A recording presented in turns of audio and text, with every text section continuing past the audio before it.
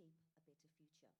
Through this platform, learners get to share their voices, inspire their communities, and show that they are ready to be change makers in the financial world.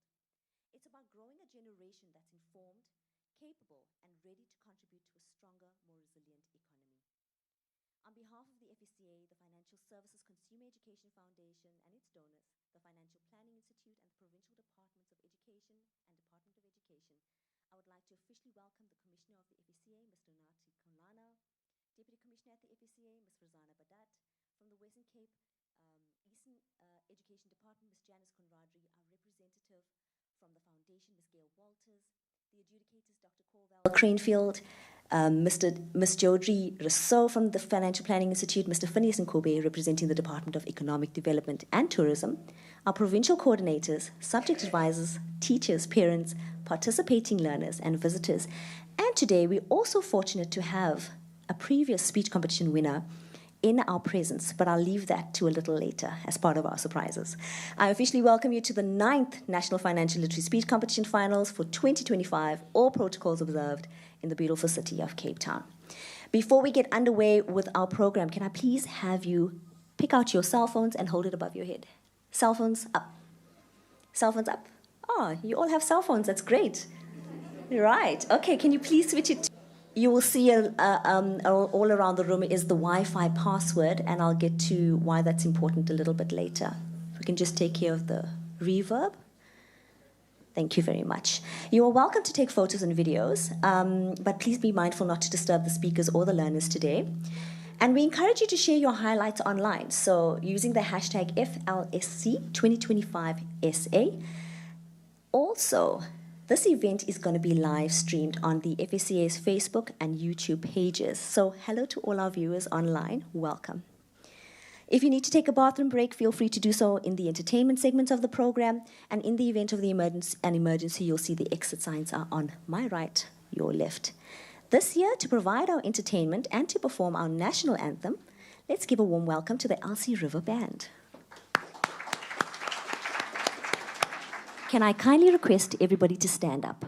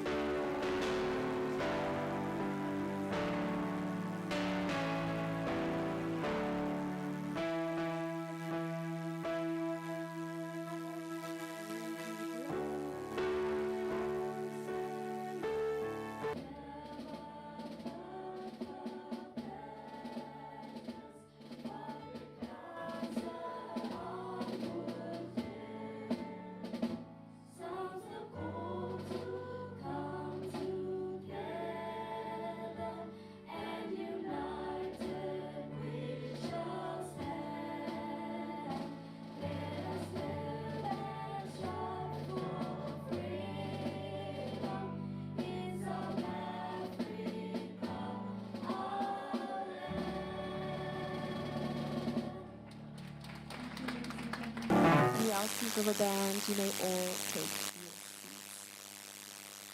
May I kindly ask the adults, if you see a space in front of you, if you could kindly move forward. We are getting another set of learners that are coming through, and they'll be seated at the back. So adults, if you could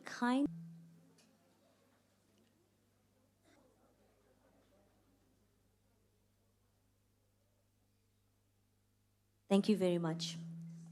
This year, more than 600 schools and 4,000 learners participated in the speech competition from quintiles 1, 2, 3, and 4 schools in South Africa, across all subject streams, competing at various rounds.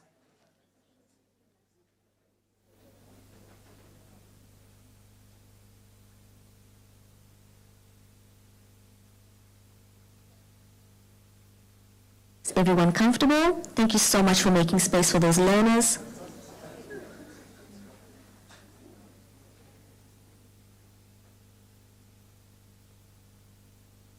Give me the thumbs up, Lolo. Sound. Testing sound 1, 2. Testing sound 1, 2. Testing sound 1, 2, 1, 1, 2, 1.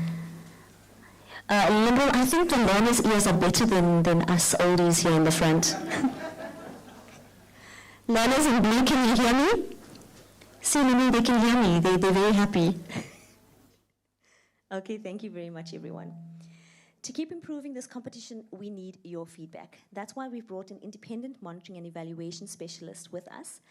These, the representatives are from DNA Economics. Please remember this name. It's very, very important that you remember. This year, Michaela Allen and Jessie Badam will be collecting insights. Please take note of them. Can I ask you to please stand, ladies? Everyone, please take a look at these lovely ladies. They'll be collecting those insights from you. Thank you very much. You can take your seats.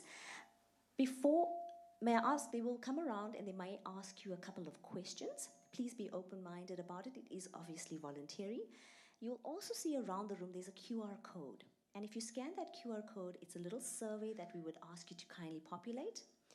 And alternatively, there's also hard copies available around the room on the seats at the reception desk for you to fill in. Kindly, if you are filling in those hard copies, you can just give it to the 2 young ladies at the back there. And free Wi-Fi, as I said, is available for this purpose. Remember that your feedback helps us to build even bigger, better financial education programs such as this one. Without further delay, I get straight into our program.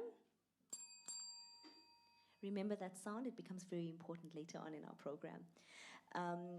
Ms. Janice Conradi from the Western Cape Education Department, please do our welcome. Janice, are you there? Thank you very much. Let's give a warm round of applause.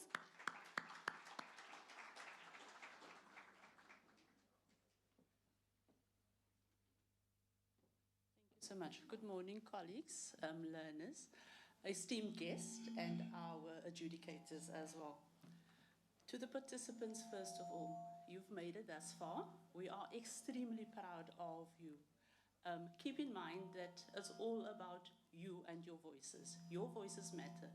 And we will take with us, each one of us, what you are presenting to us today. So you need to, closer, you need to, sorry, get up here and showcase what you have prepared for us. Remember, thank you for all your dedication and your commitment in getting these learners ready for today. We appreciate what you have done thus far. And then to our other learners who have joined us, please, as I stop. I just thought I'll just get it over and done with. To the other learners who have joined, please take this opportunity to gain the knowledge that these participants are going to share with you. Right? You are next in line for next year's competition, and you've heard them saying next year is the 10th anniversary for the competition, so it's a big one. So prepare now. Get your teachers to get on board to prepare you for that competition. And share this news with the rest of your learners at school, your schoolmates. Because the bigger, the better. We need to have representation from all our schools. Yes, please smile. Shame. All the best to each one of you. And colleagues, do enjoy and let us encourage these learners for today. Thank you.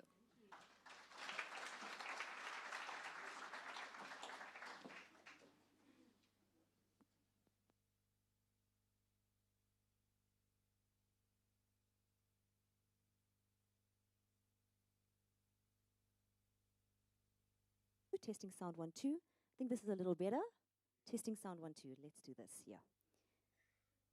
Thank you very much, Ms. Conradry. Next, we have Ms. Gail Walters, the chairperson of the foundation, to address us. Let's give her a warm welcome.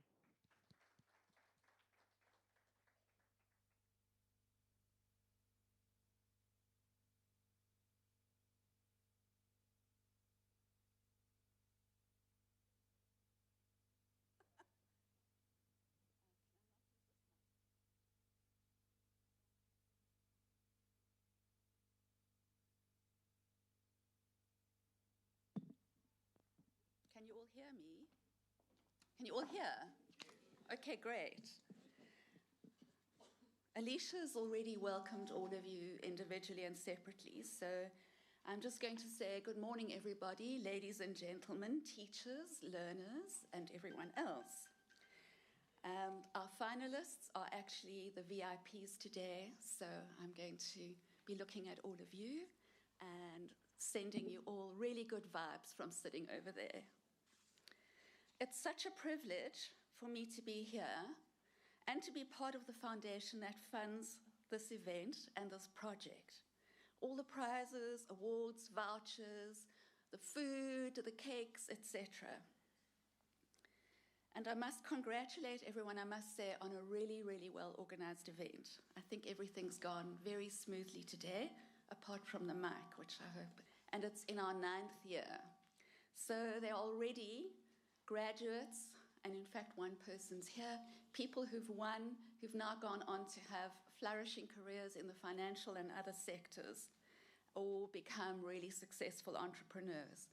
So this project and this event and this prize, these prizes, are an enormous springboard with very high impact for the people who win them and also for the people around them, their friends, family, colleagues, fellow learners, their communities. You become role models actually in your community. And there's a responsibility attached to that as well, actually. Not just, to be famous.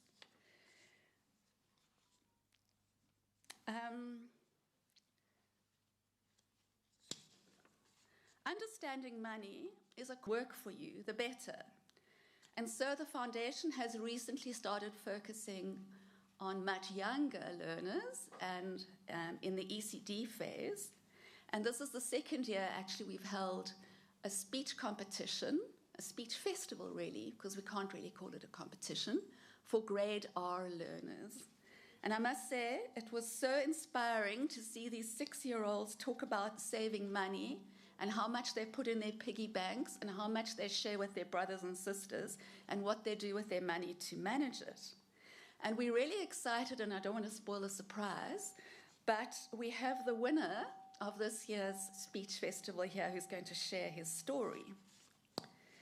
Money is a crucial element in planning our future and manifesting, and it's also important for being comfortable and secure in your old age, and that's something that I'm starting to experience. And all these things actually become important when you're older. Managing our money and making it work for us is therefore a very important life skill.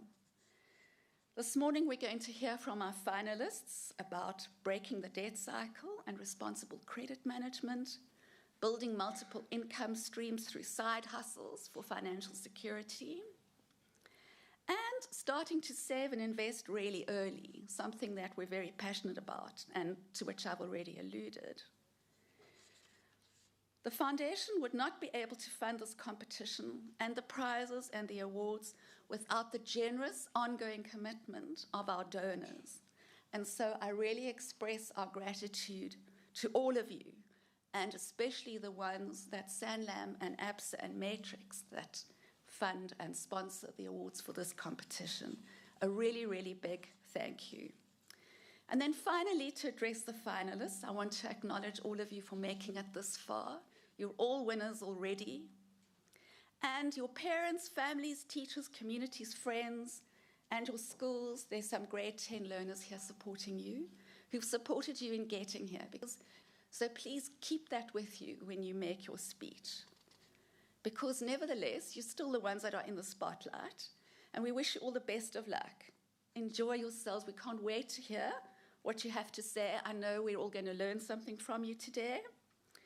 We admire you because it's risky what you're doing. It takes courage to stand up in front of a bunch of strangers and talk about something that's because we really grow when we stretch ourselves and things are difficult. And not only have you learned about finance, but you've also honed your communication skills, which are really important life skills and very important in business, to inspire your colleagues and your staff and to articulate your opinions and views and to persuade people and to get people on board and to share yourself. So on that note, I'm just going to say relax, breathe in and breathe out, be calm, enjoy today, and we'll see you on the other side.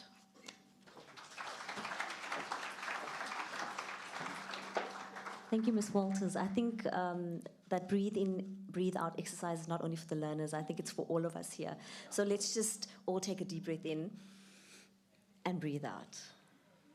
Wonderful. To those who have just joined us and virtually welcome to the National Financial Literacy Speech Competition for 2025. Remember to keep your cell phones on silent. You're welcome to take photos and videos, and don't forget the hashtag FLSC 2025SA. As alluded to earlier by Ms. Walters, we have a special surprise this morning. The FSCA has now, for the second year running, introduced a Grade R Financial Literacy Speech Festival, starting with Gauteng, to bring financial literacy in at ECD level and to honor South Africa's diversities and languages. These learners actually rendered their 1-minute speech in their home language. Joining us all the way from Gauteng is our 6-year-old 2025 learner, Tiru Maku from the Khora Primary School, with his perspective on money.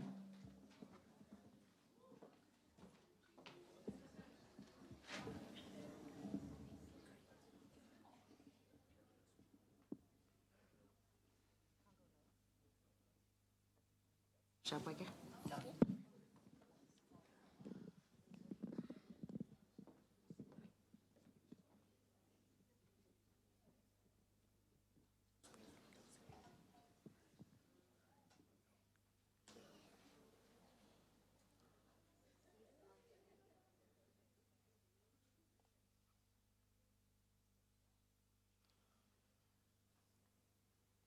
Dumelang.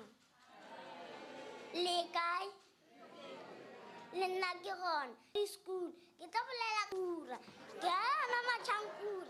Nna ke tlo bolela ka mokgwa o ke tlo šomišago tšhelete ka gona. Gomme ke tlo bolela ka ntlha tše tharo ke tlo šomišago tšhelete ka gona. Ntlha mathomo ka boloka. Ntlha bobedi ka reka. Ntlha boraro ka abelana. Na o ka kgona go boloka tšhelete ya gago? Nna nka kgona ka mo go lebeleng ka lepakisi gore e be entšhi ke kgona go reka baesekele. A ke re baesekele e nyaka tšhelete ntšhi. Na o ka reka fela ka lebaka la gore o tshwere tšhelete? Aowa, nna nka nagana pele ke reka ka ipotšiša gore se ke se rekang baesekele, ebile baesekele e ka o thuša go ya sekolong le tše dingwe tša ka gae. Na bano ka abelana le bagora ba gago tšhelete ya gago? Aowa, nna nka reka pele ka morago ke tla abelana le bona tše nna ke di rekileng ka go tlalela goba.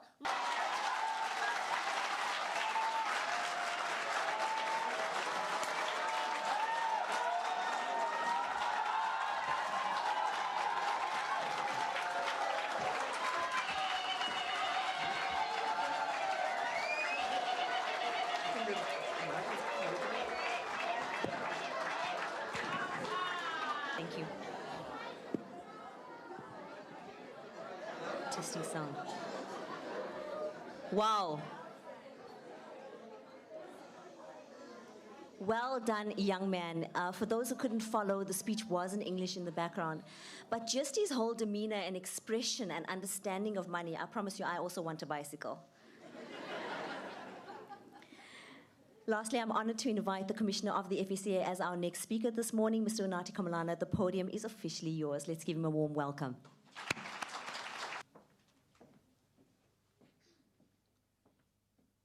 Thank you very much, Alicia. And if I knew half the things that Tuto knows at his age, I would truly have been a wealthy man.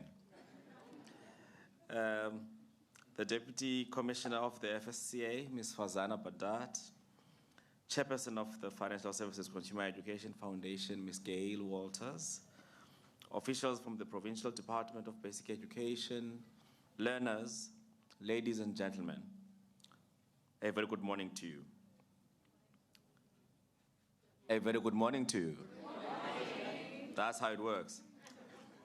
I am truly delighted to be here today to deliver the opening address at this year's National Financial Literacy Speech Competition. This is the third time I have had the honor of doing so since my appointment as Commissioner of the FSCA 4 years ago. And I must say, it is something I always look forward to. What excites me the most about this competition is seeing the bright young minds before us showcasing their knowledge, creativity, and confidence.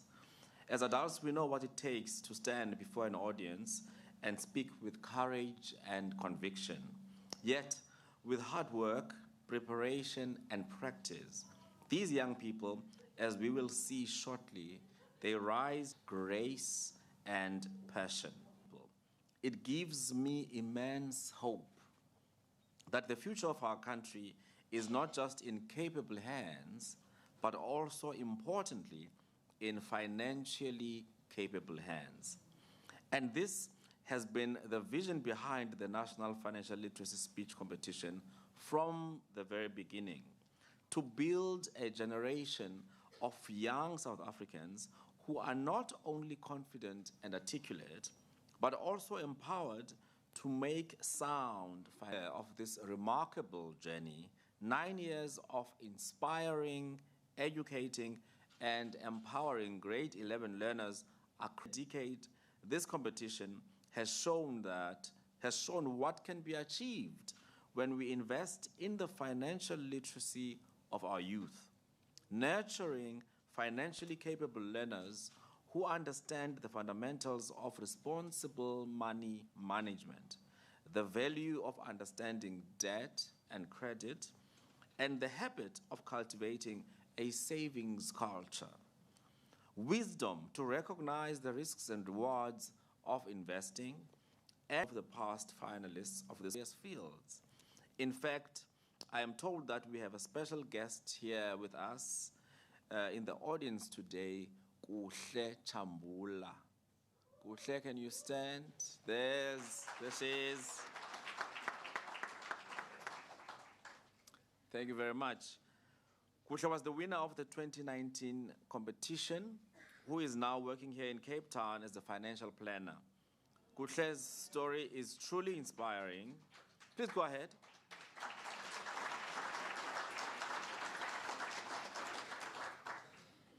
Kuhle's story is truly inspiring because it shows how this competition can open doors. It is truly inspiring to our finalists today as well, and to those sitting in the audience, as it demonstrates that standing on this stage is not just about winning a trophy, but about beginning a journey of growth, confidence, and opportunity. It's important to remind ourselves that the lessons learned through this competition go far beyond the stage. Each year, the topics that learners engage with are carefully chosen to reflect the real financial challenges and opportunities that young people face today, the side hustle economy and how it affects the youth, and investing and planning for the future. The relevance of the side hustle topic, for example, is particularly strong in our context, given the crisis of youth unemployment in South Africa, to develop the skills, mindset, and confidence to create their own opportunities, think innovatively, and plan for their financial futures. I am glad that the majority of this year's finalists chose to speak on this topic.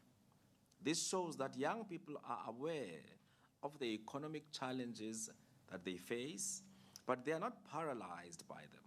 Instead, they are choosing to engage with solutions. That spirit of initiative and resilience is exactly what South Africa needs. And in today's world, that same spirit must also extend into how young people embrace technology. Because the future of work, learning, and money is increasingly digital. Unlike some of us who, when growing up, had to queue at an actual bank to conduct our transactions, or go to a computer lab at university, or an internet cafe just to get online, today's young generation has access to an incredible amount of information right at their fingertips. We saw just earlier everybody showing us their phone. Everyone has a smartphone. You can access financial advice online, and some of you follow financial influencers on social media who speak about money, share investment tips, and encourage young people to save, budget, and build wealth.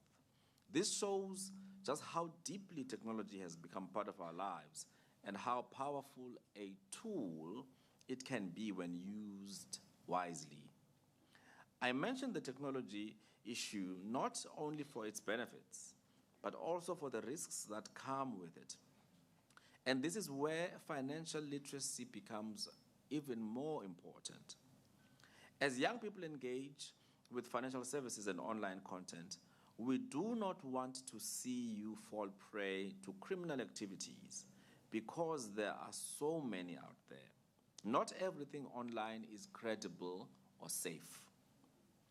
We have seen a rise in online scams, digital financial fraud, and even deep fake content, where scammers use highly realistic videos or images created through artificial intelligence to imitate real people. These deepfakes are often used to promote fake investment schemes or products that appear legitimate, making it even. That is why it is so important, not only for young people, but for all South Africans, to develop the skills and awareness to identify credible sources, verify facts, and think critically about what they read and watch. Before signing up for any financial product, making an investment, or responding to an online offer, always take a moment to check whether the company or individual you are dealing with is regarded or licensed by the FSCA or another relevant regulator. A simple check can prevent financial loss and protect consumers from unregistered or fraudulent service providers who exploit people's trust and their limited access to accurate information. Developing the ability to navigate digital financial services safely is absolutely essential. That is why, as part of our broader financial literacy efforts, the FSCA is placing a strong emphasis on digital financial literacy, ensuring that all South Africans, especially the youth, are equipped to engage confidently and responsibly in the digital financial environment. Financial literacy in this era is about more than understanding money. It is about understanding information, technology, and the decisions that influence one's financial security and well-being. In addition, we continue to focus on the growing influence of finfluencers. While some provide helpful insights, others may unintentionally share misleading or even harmful information. For this reason, the FSCA is actively monitoring online activity and strengthening oversight in this area, while continuing to educate consumers about the importance of verifying the credibility of financial information. We also remind the public that genuine financial advice should come only from qualified, genuine financial advice professionals who are accountable to regulatory standards and designed to protect consumers, that are designed to protect consumers. All of our efforts in the pursuit of promoting financial literacy, including this very competition, are ultimately about impact. The true measure of financial literacy is not found in how much we know, but in how we use what we know. Knowledge on its own does not bring change. It is when we put it into practice that we begin to see real transformation. That is why financial literacy must move beyond awareness and strengthen communities. So, the lesson I want to leave you with before I turn to our participants for the day is this. Financial literacy only creates change when it is lived out. It is not about how much you earn, but how wisely you manage what you have. It is about turning knowledge into action, saving a little, budgeting honestly, asking questions before committing, and using technology responsibly. If you can do that, you will not only secure your own future, but also inspire those around you, your friends, families, and communities to make better financial choices too. So, let me now turn to this year's finalists. To all of you, I want to say this. In life, one of the most important things you can do is to show up, and to show up consistently. Show up in every aspect of your life, in your studies, in your goals, and in the opportunities that come your way. That you have made it this far in this competition means that you have already shown up. You have done the work, prepared the speeches, and faced your fears. So today, as you step onto this stage, continue pride. Show up for yourself, for your family, for your school, and for your future. Because every time you show up, you take one more step towards becoming the leader you are meant to be. And you have what it takes. In conclusion, I wish to extend my heartfelt thanks to the Western Cape Department of Education for graciously hosting us today, and to all the provincial departments of education across the country for their continued partnership and support. A special note of appreciation goes to the educators who play such a pivotal role, vital role, in guiding learners to this stage, often sacrificing their own personal time to prepare, mentor, and encourage them to give their very best. Our gratitude is also extended to Ms. Gail Walters, whose leadership of the Financial Services Consumer Education Foundation has been instrumental in supporting this initiative. To our adjudicators, your responsibility is by no means a small one this morning, especially given the caliber of talented learners before you. We thank you sincerely for embracing this vital task and contributing your time and expertise so generously.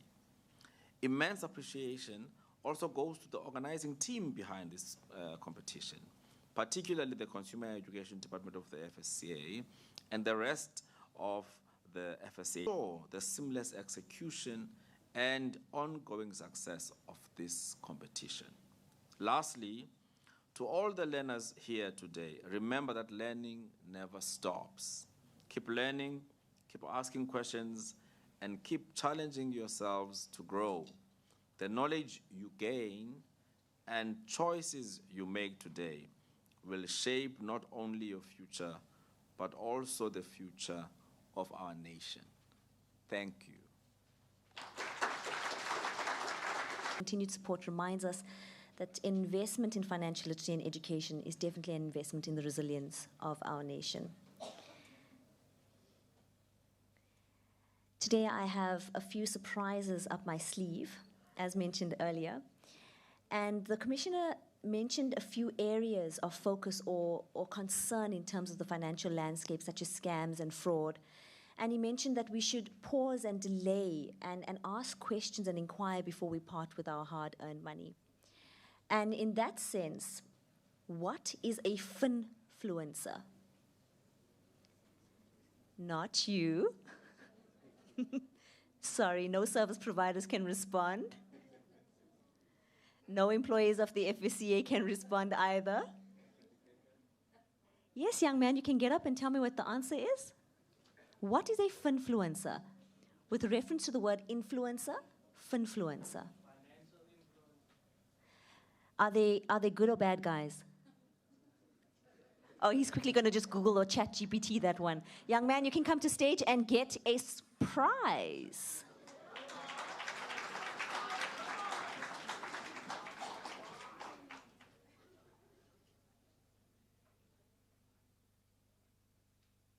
Careful attention. I see we have some additional learners just stepping in. I'm just going to allow them to take their seats while we ready ourselves for our top 9 to exit the room. Top 9, you can still remain seated for now. I came across this very heartfelt story this week about a young boy named Rudolph Laquet. Anybody heard of this gentleman, Rudolph Laquet? Anyone? He went viral for his entrepreneurial spirit. Every weekday, Rudolph would wake up at 4:30 a.m. every morning to sell sweets and chips at a taxi rank before boarding a bus to Florida High School in Ravensmead. He did so to support his household, but also to attend his matric dance. 6 months later, he saved up 10,000 rand. This is just one story of how grit and determination to achieve a goal, no matter your age or circumstance, is possible. Can we confirm that the learners are seated, Colin?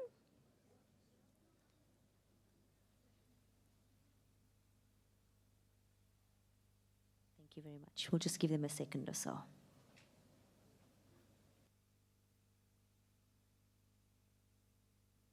Colin, I have your thumbs up. All right, excellent. Can our 9 provincial finalists please stand up?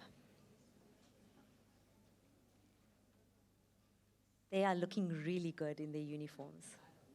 Can I ask you to turn around and look at the room? You have been selected as number 1 of your province.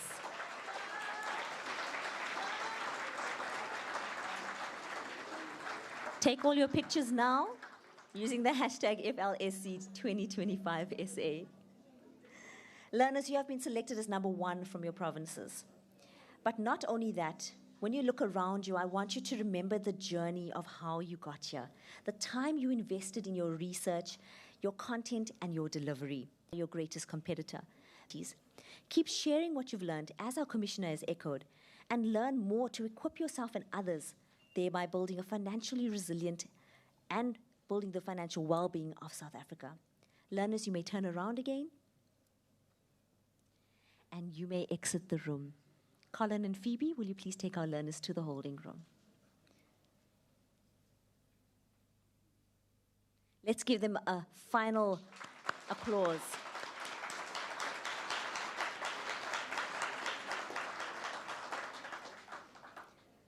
For our guests joining us for the first time, yesterday the learners were provided with a briefing session, and they were selected their numbers or the order of their speeches today. So the order in which you see it on your program is not actually the order that they will speak. And this is done just ready? Yes, we will do it in the center, yeah, no problem.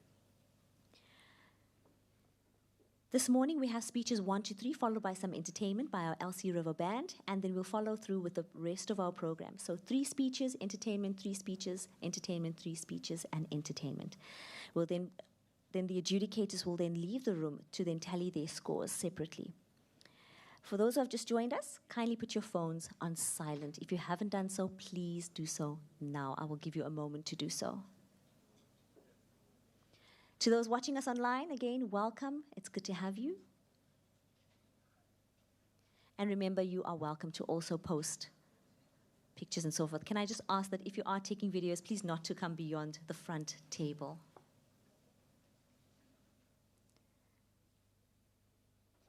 I will now introduce our esteemed adjudicators to you one by one. Adjudicators, when I call your name, you can just give a quick wave and turn around and look at the crowd. Ms. Farzana Badat, Deputy Commissioner at the FSCA, our Chief Adjudicator for today. Ms. Gail Walters, Chairperson of the Foundation. Dr. Corval Cranefield, School Turnaround Foundation. Ms. George Ray Rousseau, Financial Planning Institute. Mr. Phineas Nkube, Department of Economic Development and Tourism. Our timekeeper this morning is Ms. Grace Fushoko, FSCA. We are also joined by our auditor, Ms. Grace Matoto from Grant Thornton. Please turn around and wave. Thank you. Let's give them a round of applause. They have a very, very heavy task ahead of them. Ladies and gentlemen, to you and me, the learners will be conducting a 5-minute speech. But so much more than that.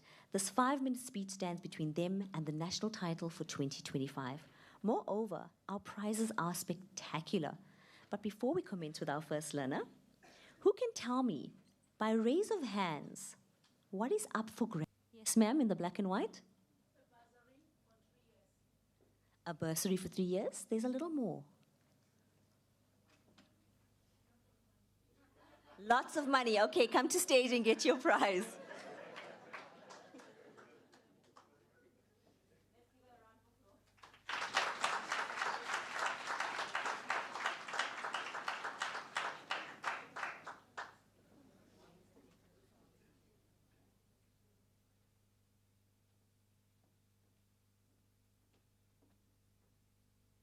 So at district rounds, each learner received a tablet, and at provincial rounds, the top 3 learners received 40, valued at the same amounts. Today, the top learner gets 40,000. Second place, 20 learners today walk away with a fully paid bursary to study anything of their choice at any university in South Africa. And it's not just tuition, it includes every cost associated.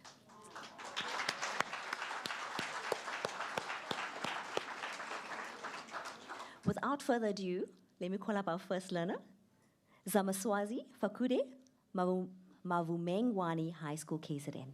You can come take the floor.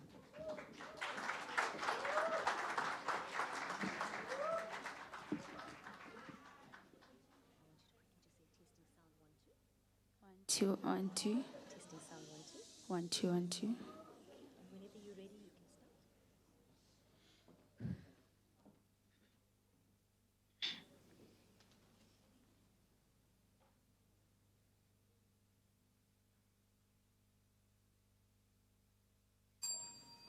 Now, I want you to imagine it's 2075 and you are 65. Well, it's either you thank your internet self or regret ignoring this one's talk. Good morning, distinguished judges, respected teachers, my fellow future millionaires in the making, and all participants in present. I go by the name of Zamasuazi Fakude, representing KZN from Mavumengwani High School, and I am here with one aim, which is to talk about power, but not the kind of power that comes from muscles or microphone, the power of saving and investing early, because while some dream of success, the smart ones invest in it. Now, let me walk you through why early saving isn't just math. Second semester is approached. Many university students from financially strained backgrounds are calling on the government to assist them as they are drowning in debts. One of them was a self-funded prospective final year Dimpon Glo named Nyanyabo Volsaka, a 21-year-old owing the university 97,000 and struggling to register his final year. And guess what he said? I regret not thinking for my future. Now let me ask you, will an early saving and investing prevented all this? Oh, silly me, why am I asking the answer? Of course it will have. Now take Elon Musk for instance, who started coding and selling a game at the age of 12. These were his early signs of investment and entrepreneurial instincts, which suddenly turned out to fuel up his future ventures. Today, Elon Musk is a well-known billionaire and never experienced having a dry old bank account. Now, if you're also willing to look up to Mr. Mark, there are severe ways that you can use, starting with the JSE Standard Challenge, which is holding it down for the 52nd year in a row this year. Shout out to that. It has attracted around 49,000 participants from 29,000 participants the year before, which was 2024. This is a game that aims to teach young South Africans about the value and power of saving and investing early. If you don't feel so comfortable about this one, how about the easy equities? Participants, by joining today, you can add a +1. This app is offered by a well-known bank named Capitec. It was introduced in 2014, meaning us as teenagers, we grew up while this app already existed, waiting to be used by us. Isn't that a fortune? Isn't that luck? Now let me walk you through the value of saving. Saving isn't just about putting coins in a jar. It's about self-discipline, self-planning, and self-respect. The little amount that you start saving today, you're telling your future self, honey, I care about you.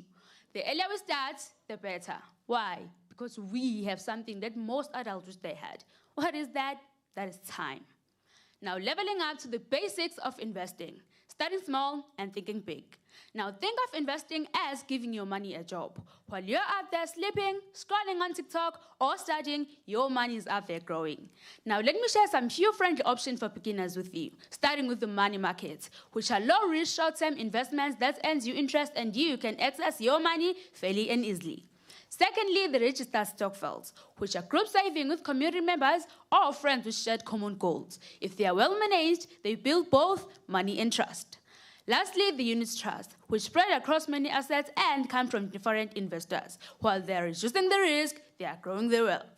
And obviously, not every investment is sunshine and rainbows. Some are low risk, low returns like savings. Some are high risk, high returns like stock and crypto. And that's okay. The key is just to know your risk tolerance. You have to do your research and ask yourself, is this investment safe? Can I afford to lose this money? What is the potential return and is it worth the risk? But one rule always applies. Don't invest in what you don't understand. Investment scams like Capital 40 on TikTok guarantees more than 200% in return. Breaking this down, if you invest 10,000, you get 40,000 at the end of the year. But be wise. FSCA can verify if the business is legit and registered as a financial service provider. The characteristics of good investments include transparency. Is it clear how it works? Accessibility. Can I start up with small amount? Regulation. Is it overseen by trusted bodies? Oh, and also remember to check its past performances. It can give you a clue in what you are getting yourself into. Now, we have a legend named Mr. Albert Einstein, who used to call the compound interest the 8th wonder of the world. Can you wonder why? Oh, I think I know, because your money earns interest, and that interest earns more interest. Feeling a bit lost? Let me give you a quick picture. If you start saving 100 Rand a month at the age of 16, by the time you reach your 50s, you can have more over 100,000 Rand without working for it, just by being open-minded. And as I'm about to conclude, I want you to know that the future isn't written in the stars. It is written in the choices that you and I, that we make today. Teenagers are usually told to wait until you're older. But I say, why wait to be wise? A single Rand today could be a big fortune tomorrow. So to every teenager listening, don't just chase the dream, fund it. Don't just wish for success, invest in it. Because your future isn't something far away. Something that starts now. And guess what, my future millionaire? You already just ran on time. And by implementing this step, your future in the future will be high-fiving you. I sincerely thank the opportunity.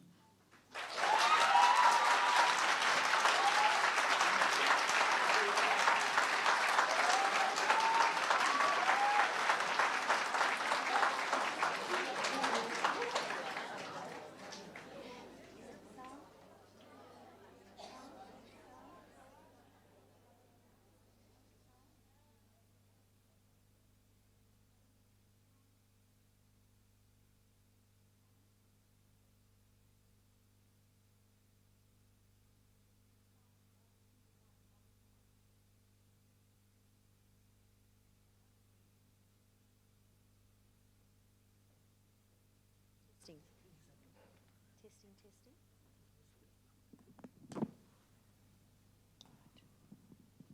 Apologies for that. Thank you very much. Zamasuazi, let's give her a hand. Well done. Our second learner for today is Alice Cipuro from Petite High School, representing Gauteng. Let's give her a warm welcome onto stage.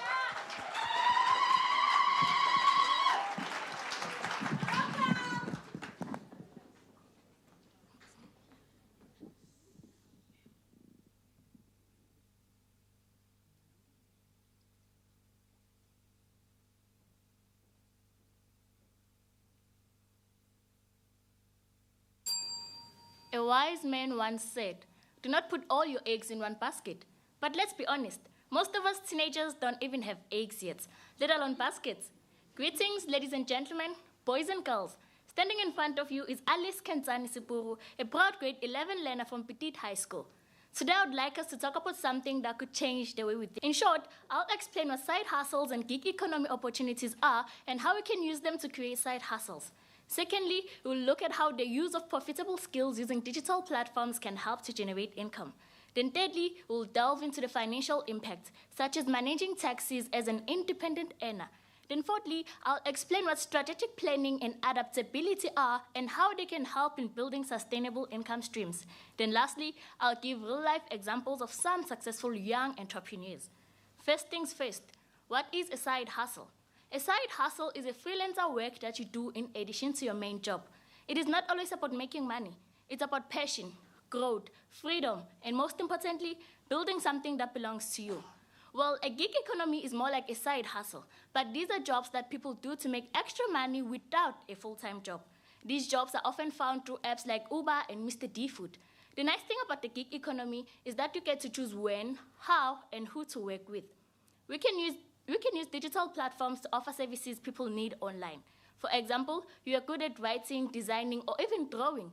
Websites like Upwork and Fiverr can help you sell those services online. We live in a digital world. TikTok, Instagram, and YouTube are not just for dance challenges. They are global marketplaces. In short, digital platforms connect our skills with people who are willing to pay for them. Now, looking at managing taxes as an independent earner, you'll need to keep track of how much you make and spend. Picture this. You just started selling your handmade bracelets online. You make your first 500 rands, and obviously, you'll feel rich. But then tax comes in. Suddenly, some of that money disappears. Learning to set aside money for taxes is part of the economic needs of the country, including its people, ensuring a better life for everyone. Strategic planning and adaptability are important in building sustainable income streams. Strategic planning means thinking ahead and setting goals of how much money you'll earn in short term, medium term, and long term. And then adaptability means being flexible and ready to put change when things do not go as planned. Both strategic planning and adaptability are crucial in building sustainable income streams. Now let's face it, having to ask your parents for money always can feel awkward. A side hustle gives you that independence. Imagine being able to say, "No thanks, I've got it covered." That's not just independence, that's confidence. It gives you more than just cash for sneakers or data. It gives you skills like communication, discipline, marketing, or even money management, things schools may not fully teach us. This is not just theory. Teenagers out there are already doing it. We have Lumile Lomo, a 16-year-old girl from Johannesburg who sells thrifted clothes online. And now she makes more than enough to pay for her own school trips. We also have a 17-year-old boy from Durban who started tutoring online classes during lockdown. And now he is able to help his family buy groceries. They are not billionaires. They've just created opportunities for themselves. And if you think side hustles don't matter, think of some of the world's biggest entrepreneurs. They all started small too, just like us. These examples prove that age is not a limit and that you should not wait till you're grown to start thinking about money. Now, I know what some of you might be thinking. Side hustle? That sounds like an extra homework and I barely have time for my TikTok and Netflix. True. But trust me, if you can spend more hours scrolling through memes and binge-watching TikTok videos, then you definitely have time to start something that will earn you money. Of course, not every hustle will succeed. And that's okay, because every time you fail, you learn. And every time you learn, you grow. So even if your first hustle flops, you walk away with experience. You walk away stronger, wiser, and even ready for the next move. In conclusion, side hustles are not just about pocket money. They give us independence, teach us how to manage our finances with taxes charged, open opportunities for us through digital platforms, and yes, prepare us for the real world, the world of taxes. As I look around this room, I don't just see learners. I see future entrepreneurs, leaders, and innovators. So the real question here is, when are you going to take the first step to create your own hustle? Remember, the future doesn't belong to those who wait. It belongs to those who create it. Thank you. Petite High School, Gauteng.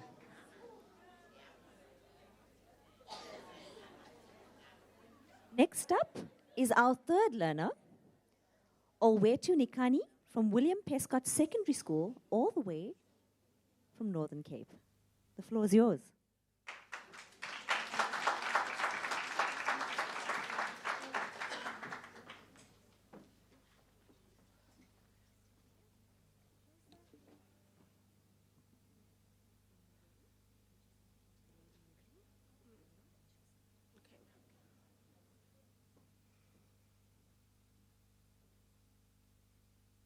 Tell you about side hustles.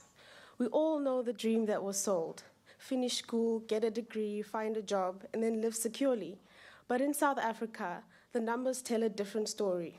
Right now, youth unemployment sits at nearly 60% for people aged 16 to 24. That means that 6 in every 3%, and you realize something. Being young in this country is basically a disadvantage. That is why side hustles aren't just hobbies anymore. They're survival. A side hustle is simply using your skills, time, and resources to generate income outside of a traditional job. It's identifying opportunities that the system won't give you and creating them for yourself. And for many of us, it is the only way forward. Take Sheldon Thatchell, for example. He started cutting hair on a stoop in El Dorado Park at age 14. His business failed, but he pivoted, and now Legends Barbershop owns over 80 enterprises across Southern Africa and a training academy to empower young barbers like himself. That's what this mindset can build. These aren't just business ideas on paper, they're lived experiences. Tutoring gave me the opportunity to use what I know as a way to earn income. Baking, on the other hand, taught me about demand, pricing, and how to sell in a competitive baked goods market. Both ventures showed me something called one. And me and Sheldon aren't alone. Across South Africa, more than 1.9 million people own small unregistered businesses. That's 60% of all enterprises operating completely outside the tax system without formal support or recognition. So people are hustling, but they're not formalizing. They're not accessing the very protections meant to grow their ventures further. And the digital economy adds yet another layer. Platforms like Uber, Mr. Do, Take a Lot, and EVOS earn through digital gig sites. This may seem small, but the collective contribution is massive. Uber reported contributing. Studies show that Gen Z earn 1 in every 5 rand of their income through digital gig sites. Not pocket money, not allowances, real income. Digital platforms aren't just a way to earn, they're marketing monsters. Think about it. Instagram sells your image before you can even say a word. TikTok can turn a single idea into a global product line overnight. WhatsApp isn't just for texting. It's an online storefront for people selling food, goods, and a variety of products. These things are free, accessible, and powerful. They're free for everyone with data and determination. But don't get me wrong, the hustle doesn't exist in a vacuum. Even if we're making money, eventually the taxman comes knocking. And as independent earners, we don't get the neat deductions or automatic compliance of a salaried worker. Understanding tax, managing obligations, it gets overwhelming. And that is why so many of our side hustlers decide to stay informal. But in doing so, we remain in the shadows of an economy that already sidelines us. So, where does that leave us? It leaves us with choices. We can accept the hard truths that 6 in 10 of us may never see traditional employment, that our country's economy cannot absorb us, and we can choose not to wait. We can make our own opportunities through side hustles, through digital platforms, through creativity and resilience. Side hustles aren't just hobbies anymore. They're lifelines.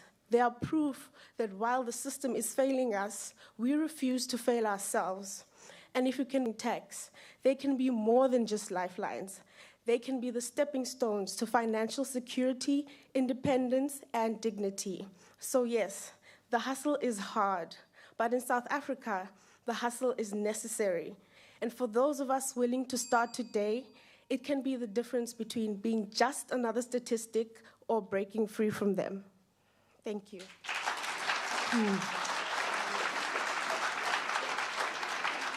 Thank you all. Where to?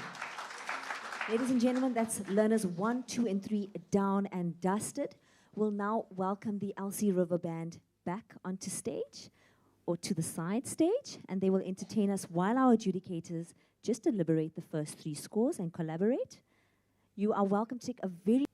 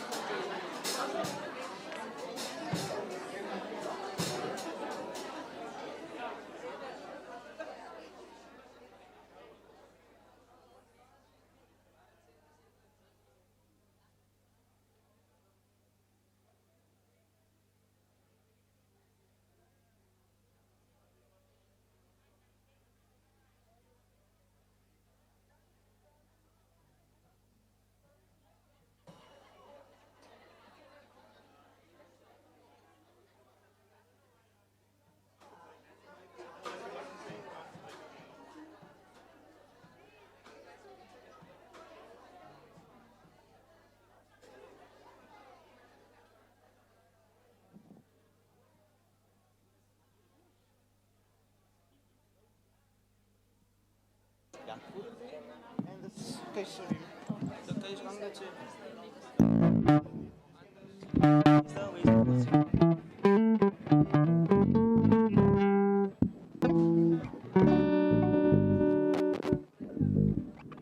One. No, it's fine. It's right. So we only work.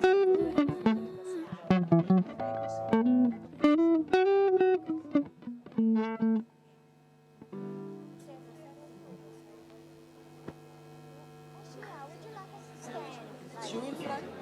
On that side. Clint. Clint.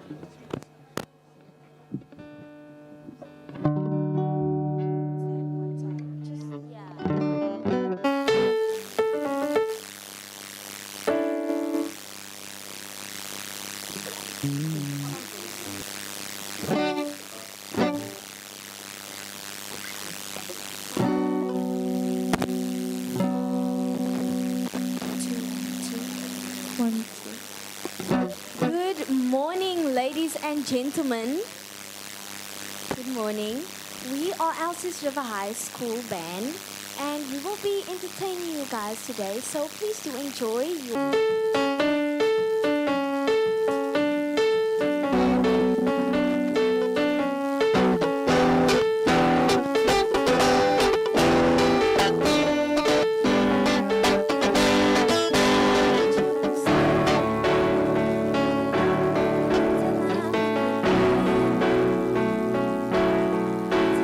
I run away.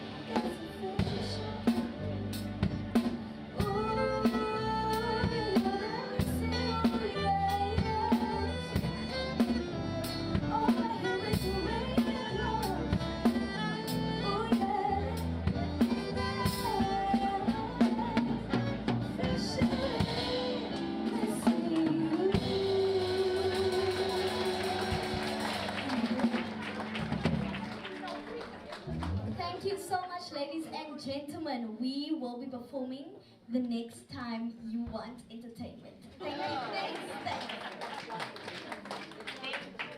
you. Let's give them another round of applause. Alpha High Band performing for us this morning some beautiful music. Ladies and gentlemen, can I please ask that you kindly take your seats, make yourselves comfortable. We will have another little short break shortly.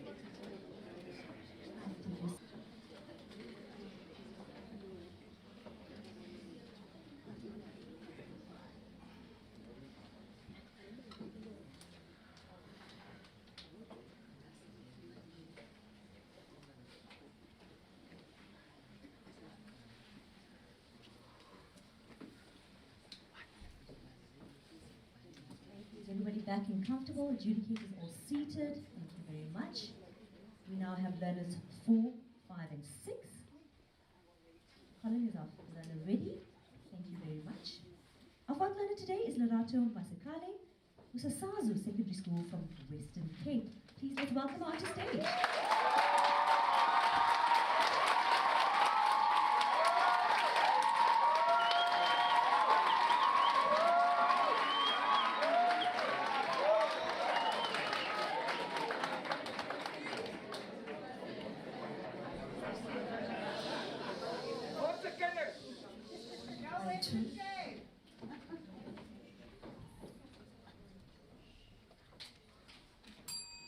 It's more common than ever to take out loans to help support needs and lifestyle choices which can make you feel trapped in an endless cycle of debt. Despite high levels of access to formal financial services, over-indebtedness and financial vulnerability are rising. Food security has been declining since 2014, with 43% of adults using credit to buy food, up by 3 percentage points from 2023. An estimation of 10 million of South Africans are over-indebted, with 37% of credit borrowers facing repayment issues. It is a tough one, but it's possible to break free with a solid plan. My name is Lato Masagali, and I am going to be addressing you on the topic, breaking the debt cycle, which involves smart borrowing and responsible credit management. Debt is something that challenges everyone at some stages in life. It can be in the form of student loans, personal loans, credit sales, and bank overdrafts. It gives opportunities to education, essential goods, and can be a very helpful tool during emergencies.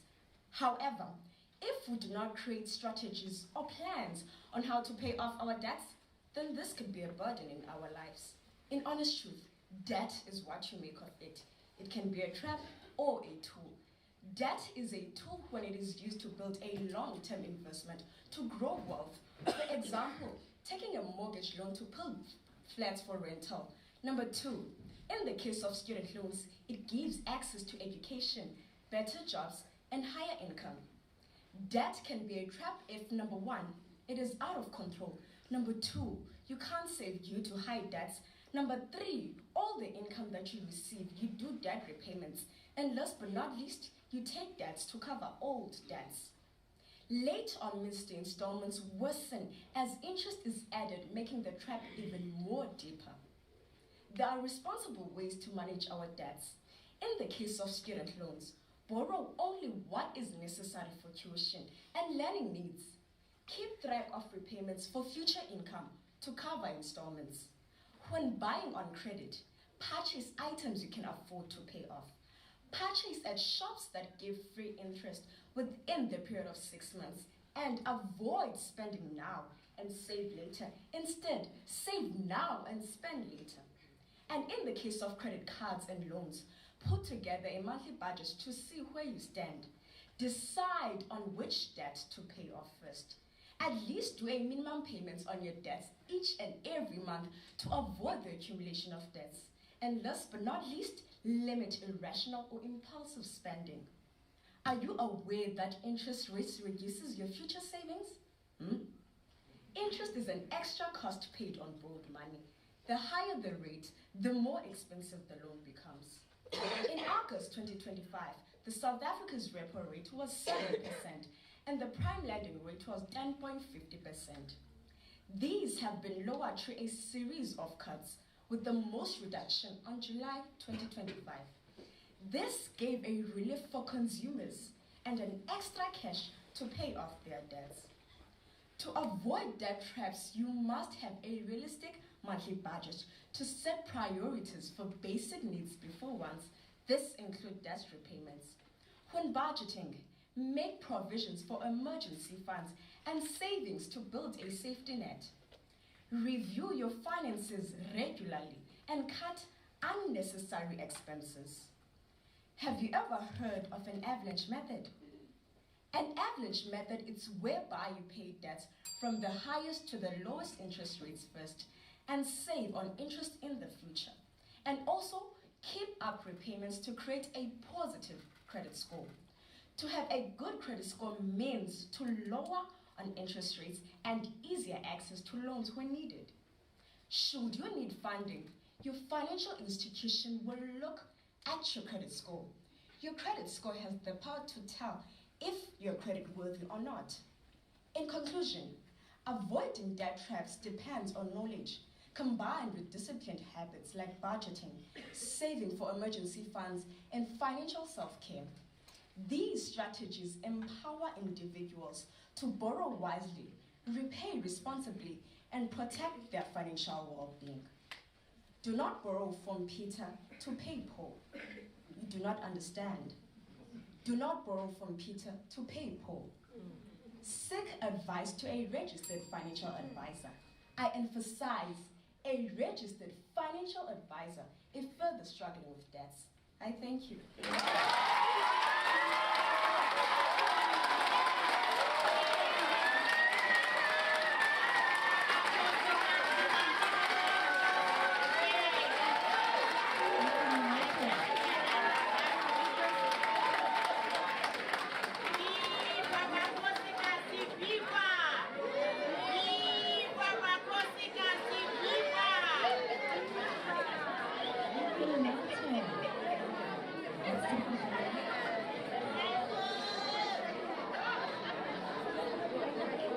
Everybody can kindly settle down.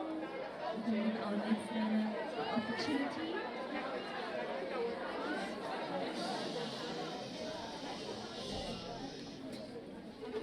Everyone, I don't know about you, but when these learners are speaking, I find myself nodding my head in agreement, or learning something like, yes, I should do that. But how many of us actually do what we're told? Hey. But next up, we have Lazita and Gwenya from Lowveld Secondary School, all the way from Mpumalanga. Let's welcome her to stage.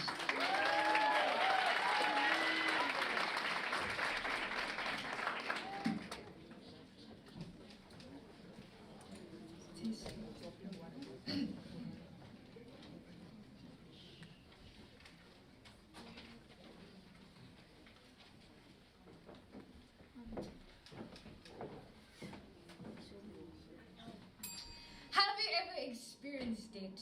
It feels like a consuming cycle of non-ending bills and payments you have to pay. Bills and payments rising up to the tops of the pyramid. Can't pay for your child's school fees because there is no money. Unable to just go out, enjoy yourself and relax a bit. But then you remember, oh, I can't because of so many bills and payments you have to pay. Now this consuming cycle leads to many they had intended. Well, mine by smart borrowing and responsible credit management. Now, smart borrowing is the use of credit whenever you actually need the money and can afford to pay it back. Now, responsible credit management is managing your credits and debts effectively, so keeping track of your credit record as well as maintaining a good credit score. Now, being in debt is not always bad, I tell you, because it helps us manage our finances more effectively, so as well as acquiring higher education via student loans, going to high schools or universities like UCs to arise. Take Colonel Holland Sanders, for instance, the founder of KFC. He experienced a tremendous season of debt. However, he did not let debt take control. And franchises spreading across the whole world. However, debt can also become a trap if not managed effectively so. I'm sure you all heard of the saying in Marvel movies, with great power comes great responsibilities. Now I tell you, with great debt comes greater responsibilities, resulting into rising interest, missed payments, and a significant amount of stress, causing an individual to go to mental asylums like a queso, which is not good. This is why it's important for us to take control of conditions, make timely payments so that you can get discounts for your early payments. Remember, you're a student, you probably don't have a job, and if you do have a job, it probably doesn't pay as much to cover all the costs of your loans. Now, personal loans only borrow money when necessary and always have a clear budget in place so that your payments are made consistent and affordable. Now, your credit cards, it's important to pay the full balance each and every month. Always make timely payments and never go above your credit limit. I know you want to, but otherwise you may result into rising interest, which is not good. Another way to pay for your credit card is to transact your salary within your credit card so that each and every month the bank is easily able to take the money needed and necessary. However, this is only effective if you have a steady job and a steady income. Now, following these three strategies can ensure that debt can serve as a tool rather than a burden. Now, I tell you, budgeting. Budgeting is making a provision for your future payments and receipts so that you can prioritize your loan repayments and allocate resources for your goals and future needs.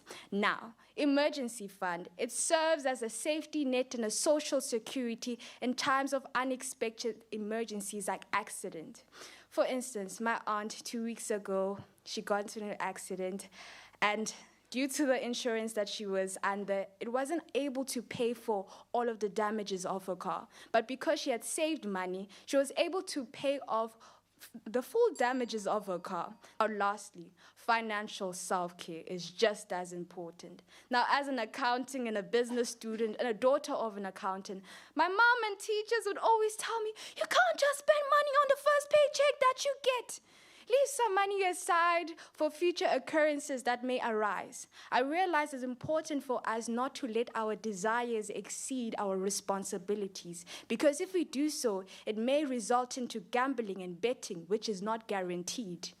Now, in conclusion, financial literacy is a necessity within our lives because it helps us manage our finances more effectively. So, by understanding on how to manage our debts and loans, it can ensure that debt can serve as a tool rather than a burden. Now, in 10 years' time, if you still struggle with this, I will be your corporate lawyer helping you manage your debts and finances well. But as I say, it's important for us to take control of our debt instead of letting debt take control over us. Thank you.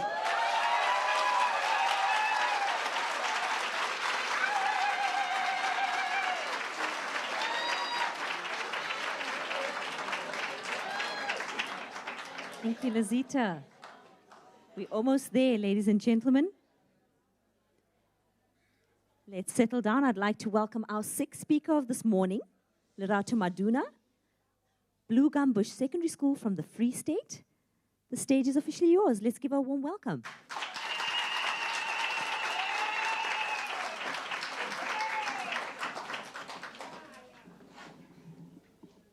Check. Okay.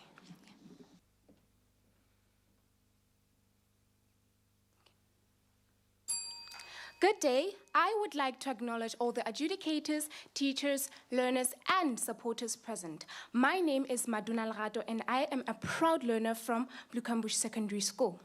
Today, we will explore the debt cycle in which a lot of people have suffered from, and ways of breaking free from it, which include smart borrowing and responsible credit management. According to the World Bank's 2024 Financial Inclusion Report, over 60% of households in emerging economies rely on credit in order to meet their basic needs, and over half of them are in arrears. This isn't just a money problem.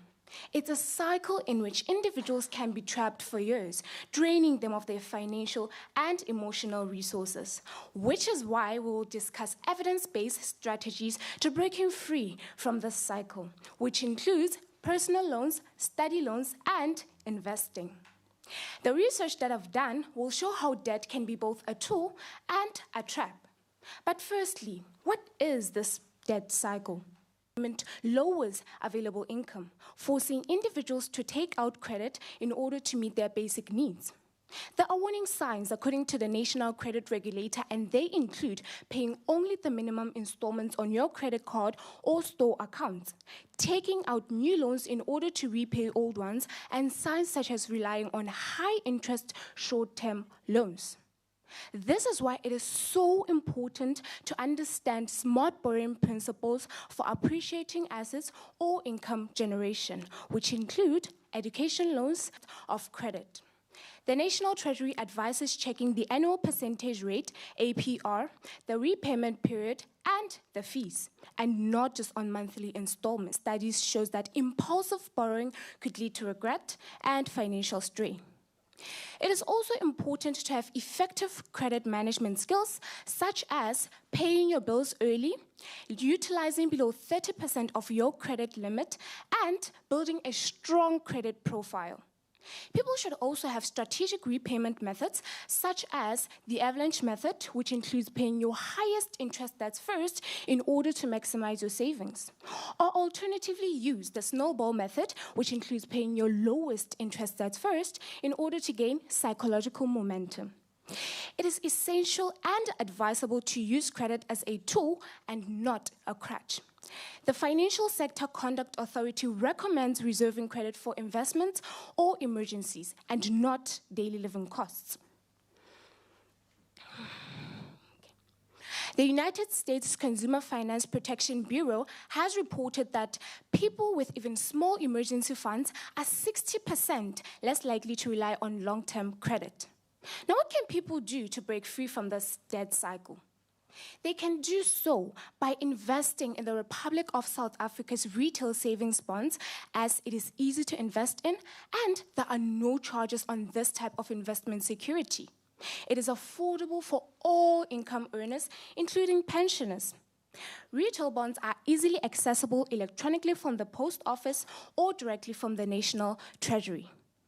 Even minors like myself, who are below the age of 18, can invest with parental guidance, of course, and at only a minimum of 1,000 rand. Households are also advised to adopt a debt-free mindset, as the research, according to the University of Cape Town in 2022, shows that people who avoid re-borrowing after repayments are 70% more likely to remain debt-free in the long term. So, one could conclude that the research is clear. Breaking free from the cycle requires intentional and informed actions, understanding the cost of credit, and preserving yourself through saving, budgeting, and investing. Financial freedom isn't an overnight achievement, but as the research shows that consistent application of these principles could significantly improve the long-term stability. The debt cycle is not just fueled by low levels of income. It is also fueled by uninformed borrowing and poor credit management skills. So, the next time you consider taking out a loan, remember my goal tomorrow. Thank you. Ladies and gentlemen, that's 6 out of 9 that we've already done and dusted. We are now going to have another short break. And when you come back, I have another one of these vouchers to give away. I'm going to give you 10 minutes, but can I ask that the adults go out first, and after 5 minutes, then the learners can also join them. So can the adults, you are allowed to go out first, and then the youngsters can also join. We're going to allow our adjudicators just to tally their scores for the last 3 learners.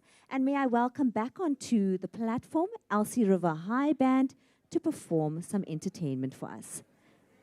Let's give them a little bit of a hand of encouragement. Thank you. Adults first.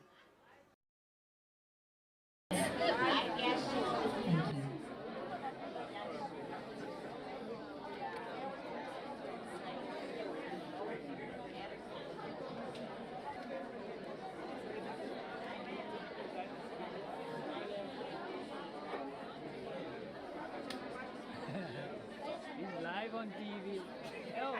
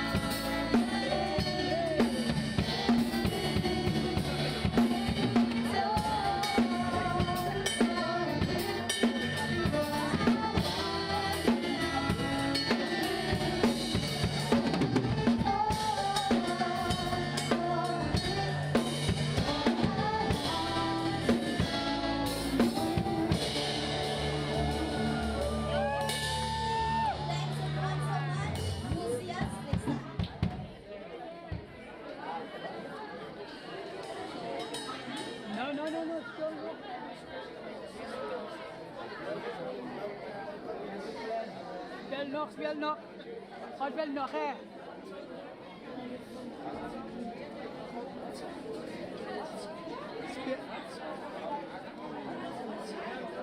Non vola, non vola, non vola. Non vola.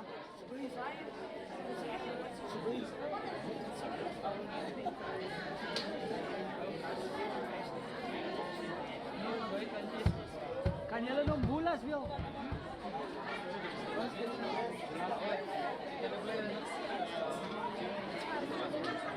Now allowed to now allowed to can I ask that Belgravia school goes out first, and then just quickly grab yourself a refreshment, and then you may make your way back in. Learners, Belgravia, may go out. Please go. Okay. Thank you so much. Back to our entertainment.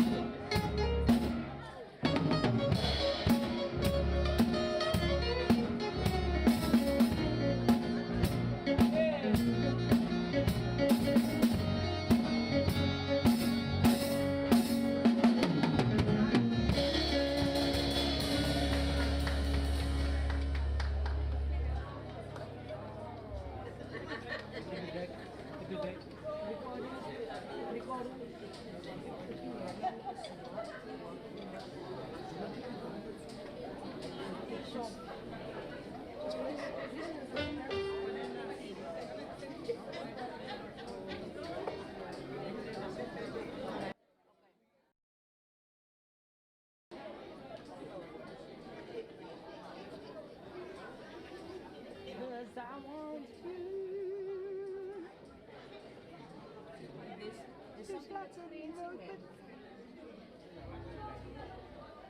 So what's the point of playing the sound shield?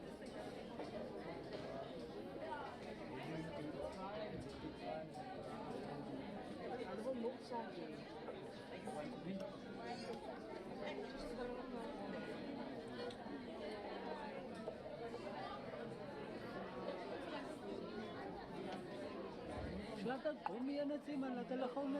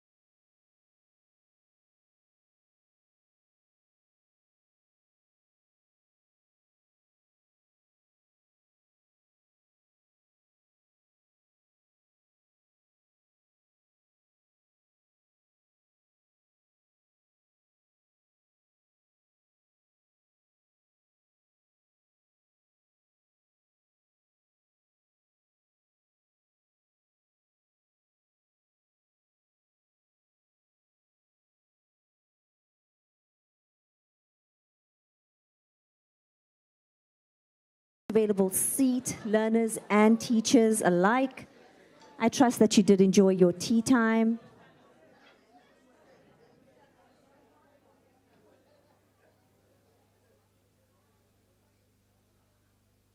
You have been an excellent audience. Thank you very much for that. Okay, our last learners are just trickling in.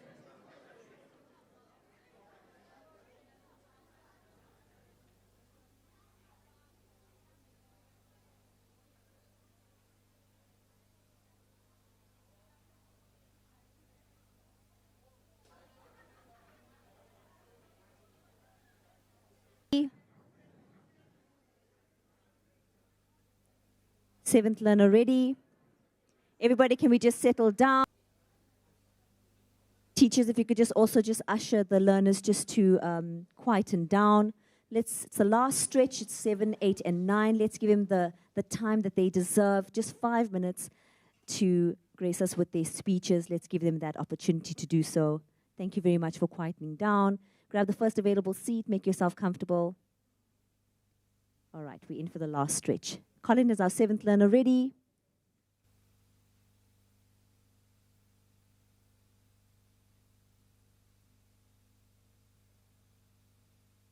Before we get to the 7th learner, I did promise you something, didn't I? Okay. Who by raise of hands can tell me what the hashtag is for today? The hashtag. Raise your hand. Raise your hand. I've mentioned it a couple times today. Halfway? Halfway? Anyone else want to give a try? Gentleman in the leather jacket? You may stand, yes? Kind of. Anyone else want to give a try? Lady in the yellow and white?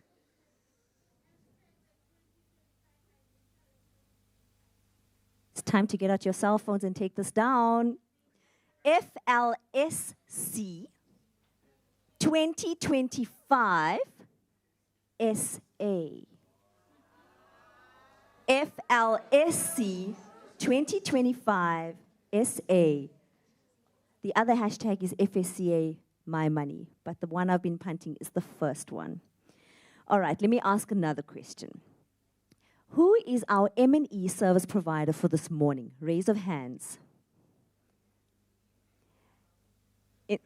Sorry, adjudicators and timekeeper. Unfortunately, you're not allowed. FSCA staff, you're not allowed to participate. I mentioned them earlier. We mentioned the Wi-Fi passwords and the QR codes on the wall. In fact, some of you have even spoken to Michaela and Jessie. Lady with the black and blue, hand up. You can stand up and please tell me who the service provider is for our monitoring and evaluation. Who? DNA who? What have we been talking about today? Lots of? So DNA. Somebody else want to give it a try? I saw a hand up here for the full name. I did see a hand up here. Young learner, you can stand up. Well done. Please come to the stage. DNA Economics.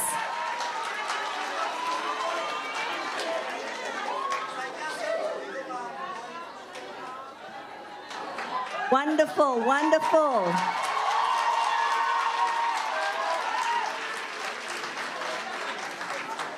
I have another one while Linwell hands out some water here. By raise of hands, who can tell me who the commissioner of the FSCA is? Sorry, not you, Tabo. Raise of hands. Sorry, not you guys either. This gentleman in the blue suit, could you please stand and tell me who the commissioner is of the FSCA? Mr. Unati Kamlana, well done, sir. You can come and get your prize.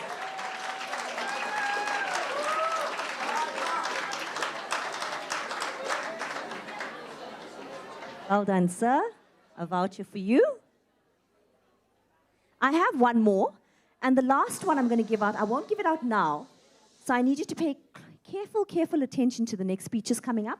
I'm going to take a punt from one of these speeches, and I'm going to get my answer from the learners at the back right there at the back, the ones making noise. That's the ones I want, all right? So there'll be another opportunity. Okay, let's move on to our program.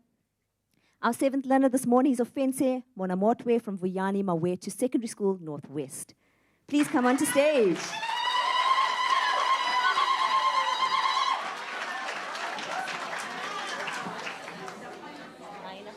Yeah, it's perfect. Yeah, it's perfect. Look at the lady in blue. You'll not show when you're ready.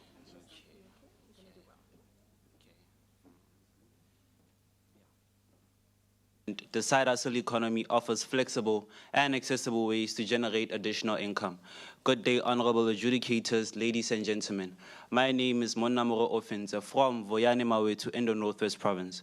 My presentation will explore the concept of side hustles and economic opportunities, highlighting how you can leverage on your skills and digital platforms to create a diversified income portfolio. What is a side hustle? A side hustle is any activity undertaken outside of your primary employment that generates income. It can range from freelance writing to virtual assisting, to online tutoring or selling handcrafted goods. It also offers flexibility, allowing you to work on your own terms, set your own hours, and put to severe economic pressure, including unemployment and high inflation, which forces individuals to seek additional income for survival and financial resilience. Approximately 55% of the South African population live below the poverty line, with recent data from October 2024 and August 2024, indicating figures of around 55.5% or 30.4 million people, with similar estimates for 2023 respectively. This means roughly half the population struggles to meet their basic needs like food, housing, and healthcare. What is a side hustle? A side hustle is any activity undertaken outside of your... Why choose a side hustle? Well, it diversifies your income, protects you from job loss or economic downturns. You can also work on your own schedule from anywhere with an internet connection.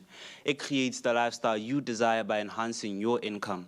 Nick Harlumbus, author of How to Start a Side Hustle, published the global list of 50 online kitchenware shop, Yappy Chef, and White on Rice, an origami paper folding firm that has worked with big brands such as Red Bull. Place graphic designer could offer freelance design services or create online courses. You can research the skills that are in high demand, such as social media marketing, web development, and copywriting. You should also turn your hobbies and interests into money-making ventures. Utilize digital platforms to generate income. Platforms like Udemy, Amazon Homemade, and Shopify allow you to sell products and services directly to consumers in a business license or permit. Take Ashley Millington, for example. She started a freelance writing business called Ashley Printworks from her home office while working full-time. She gradually built a successful customer base and eventually transitioned into freelance writing. David McCone also creates Samsung, Apple, and Techno. According to recent studies, 63% of the South African population have a side hustle to maintain their income, highlighting the growing need for financial diversification. These stats demonstrate the shift towards entrepreneurship and multiple income streams, offering individuals greater financial security and flexibility. By embracing these new trends, we can unlock new opportunities and build a more resilient financial future for ourselves. The rise of the gig economy, accelerated by the COVID-19 pandemic, has made platforms a significant source of income.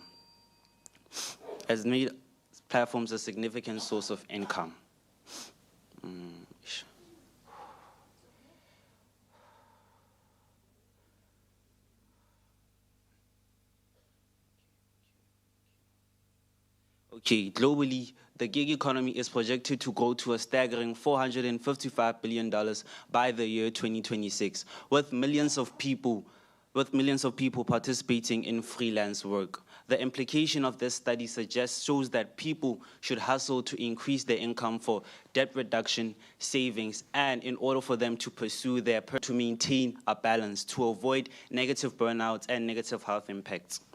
I'd like to say to the youth of today, we are not only the builders of today, but we are the leaders of tomorrow, and we need to use every opportunity we get wisely. Thank you.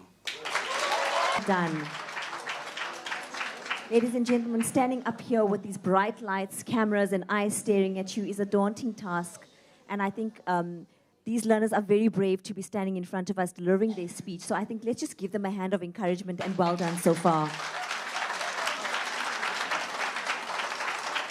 Next up, our 8th learner for today is Kanya Kasi from Eastern Cape, speaking on topic number 3. Please come to stage.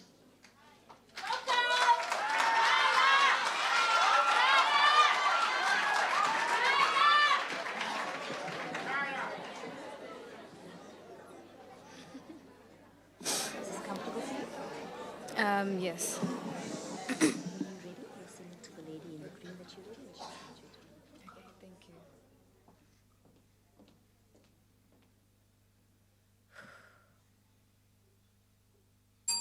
Last year, I was standing in sports scene with my allowance in my pocket. In front of me were 2 options: buy a new pair of sneakers that I really wanted, or try some. That choice led me to open my very first small investment account.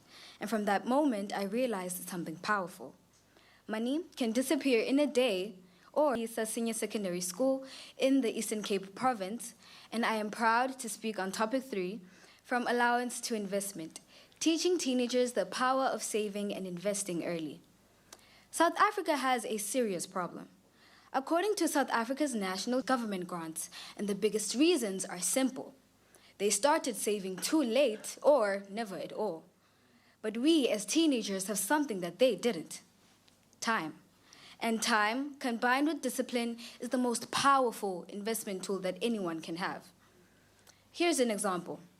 If you take just 200 rands a month from the age of 17 and put it into an account earning 8%, by the time you are 30, you would have saved over 62,000 rands.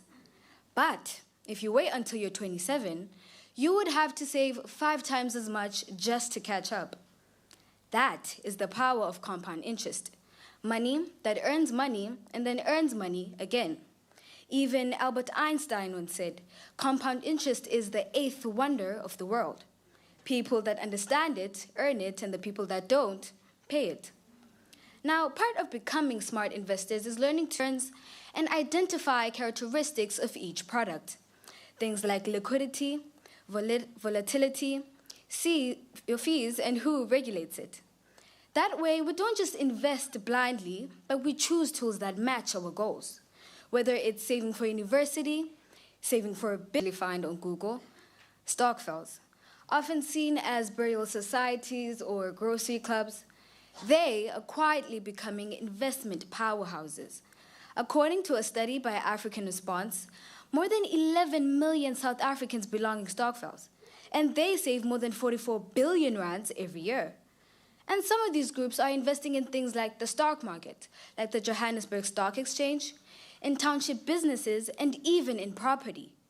That is billions transformed into wealth, often in communities once excluded from formal finance. If they can do it, why not us? And here's the exciting part. Teenagers don't need to wait to invest. Right now, with apps like Easy Equities, you can buy shares with as little as 5 rands. The same amount you spend on a packet of chips can make you a shareholder of Capitec, ShopRite, or even global names like Tesla. That's not a dream for the rich. That's an opportunity for us. However, this path isn't always sunshines and rainbows. Financial experts from an article by Business Report warned that scams targeting young people are rising. From bogus investment promises to fake online opportunities, scammers lurk on social media, promising too good to be true returns. To protect ourselves, we must be vigilant by always verifying that any provider is FSCA authorized by checking FSCA's online register. By staying informed and careful, we become the light at the end of these dark tunnels. So here's what my small journey has taught me. Investing is not about being rich. It's about being ready. Ready for opportunities, ready for emergencies, and ready for freedom. So the question is not, can a teenager invest? But the real question is, will you start now or wait until it's too late? I choose to start now. I choose to let my allowance become my investment. And if our generation does the same, if we learn, research, and invest, we won't just secure our futures, but we would rewrite the financial story of the African child. Thank you.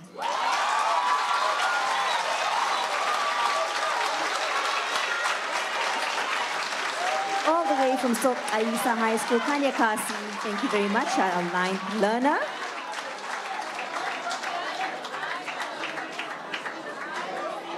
We are almost there. One more learner. Help me settle the learners down. Thank you very much. Thank you very much.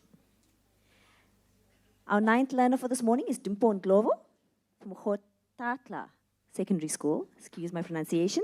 Limpopo Province. Welcome to stage.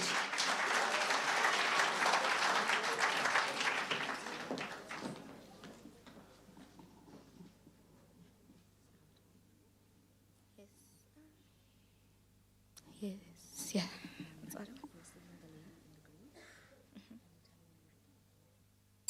1,000 rands last month. Meanwhile, your random talent or even your ability to binge watch Netflix could actually make you money. Standing before you is Dimpo, and welcome to the side hustle economy, where multiple streams of income are built for financial security. In today's world, the idea of relying solely on traditional employment has proven to be a gamble, especially in an economy where the prices of goods and services are constantly increasing. Where the crime rates forces one to install alarms and cameras, and having children constantly begging for iPhones, Wi-Fi, and frontals, are you certain that your one source of income is enough to cover all these expenses? Worry not, because that is when the side hustle economy comes to your rescue. The side hustle economy is an alternative income opportunity that you create outside of your primary job, often built around your skills, passion, which is a labor market defined in the side hustle economy. You have to start by identifying profitable skills. These are skills that you have or can develop, which can be turned into abilities that you've developed, which can be turned into income almost immediately. Then, there are skills that you can learn quickly. Skills that do not require much training, but with effort and practice can open new income opportunities, like graphic design and coding. Finally, there are skills that solve urgent problems. Skills that people need right now and are willing to pay for without hesitation. By looking at your abilities through these three lenses, you can spot an income. The next step, Yoko, which is an online payment creativity into income. 65,000 rands monthly from her online side hustle of tutoring on YouTube. Isn't that soft life? A 2024 Side Hustle Nation survey revealed that 73% of hustlers between the ages of 18 and 29 use digital platforms to attract clients, with 40% earning over 9,000 rands a month within 6 months. However, digital platforms aren't all glitz and glamour. Ladies and gentlemen, beware of scammers and avoid clicking on unknown links which can expose you to cyber attacks. Now, the hurdle that most people ignore, managing taxes. After conducting 3 interviews with the local side hustlers from my community about their tax management, it came to my attention that only 1 out of the 3 knew how to manage their taxes responsibly. This proved that the 2023 FinScope South African survey findings about how less than 30% of South Africans demonstrates a clear understanding of what tax obligations are valid. This made me realize that what side hustlers actually need is an accountant who will do all the tiring work on their behalf.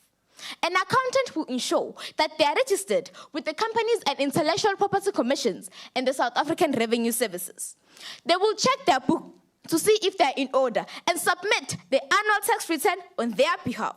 And before you even think of skipping taxes, remember what happened to Mam Kiza's Real AM Football Club. I am certain that we are all familiar with the Legends Barbershop.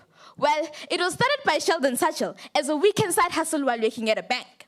He started from offering mobile haircuts in his scooter before expanding to over 60 stores in the country and winning the 2024 Entrepreneur of the Year. He turned a small, passion-driven hustle into an iconic South African business through resilience, bold marketing, and community focus. Be that as it may, side hustles require more than just an idea. They need strategic planning and adaptability. Bear in mind that markets change rapidly, customers' preferences evolve, and new competitors can emerge at any time. Therefore, without a solid plan, young hustlers risk wasting time, money, and efforts on ideas that may no longer be viable. In conclusion, as we have learned today, identifying profitable skills such as online tutoring, using digital platforms such as YouTube to generate extra cash, and complying with tax obligations as an independent earner are key factors to the success of your hustle. So, I ask you, what have you got? What skill do you have that someone is willing to pay for? And lastly, are you still comfortable with borrowing money from mashonisas instead of making your own? Once I get off this podium, follow me outside so that we can hold hands and confront this side hustle phobia. With that being said, I thank you. Ladies and gentlemen, that's our 9 learners. Let's give them a nice, strong hand of applause. Well done, 9 learners. Well done.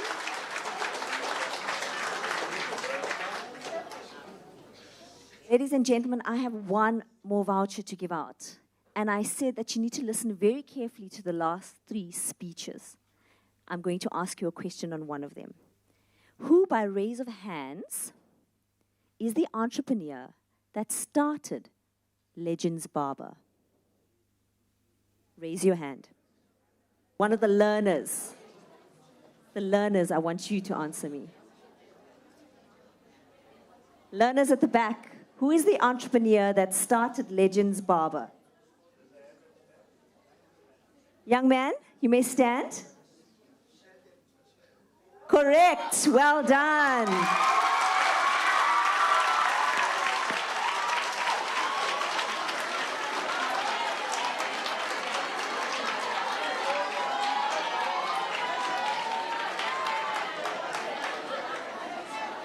Thank you very much. Ladies and gentlemen, our adjudicators and judges and timekeeper will now tally their scores. And we're going to allow them some time to do so. They'll probably leave the room and go and deliberate and debate and banter a bit about the scores, and they will come back telling us who the top 3 are. So we'll allow them to leave. If I can ask you all to remain. We're actually going to have a segment now where we hand out participant certificates. Mr. Colin Stevens, where are you? Mr. Colin Stevens is actually the project leader of this project. He works tirelessly, night and day, to ensure that you're all here and that you're all comfortable. And I'm going to hand over to him. Thank you very much. Let's give him a warm welcome.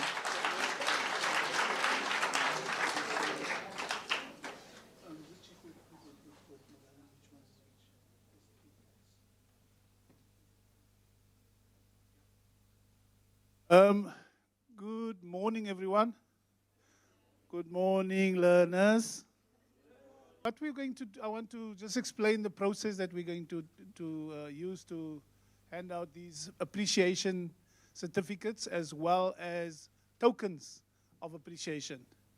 Now, you know, in South Africa, a token is not just a slap on the back. Thank you, goodbye, have a nice day. We have to add some value to that. So we're going to hand out some vouchers to the subject advisors, the teachers as well. Don't come yet. I'm just going to say in which order.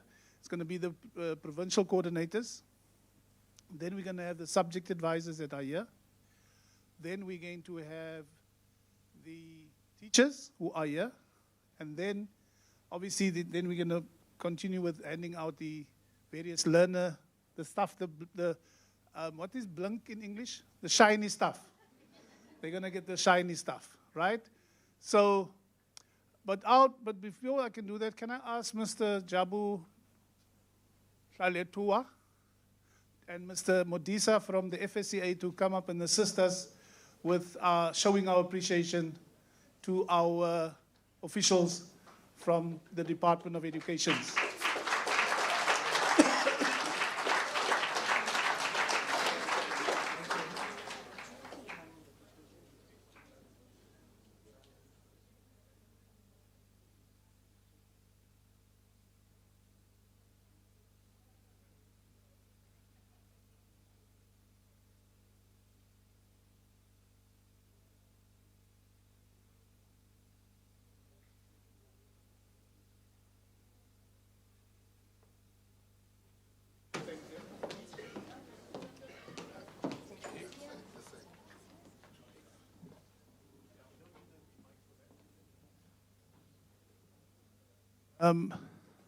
These are also dancers of note.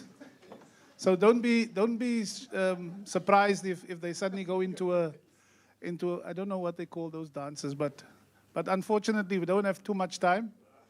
Can I please ask the subject provincial coordinators?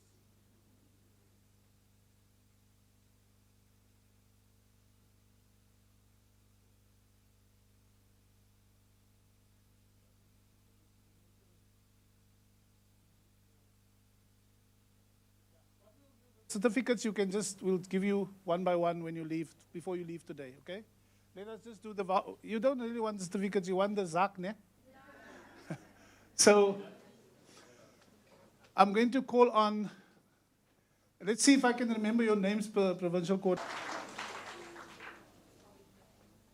Once you receive it, you stand next to Mr. Modisa.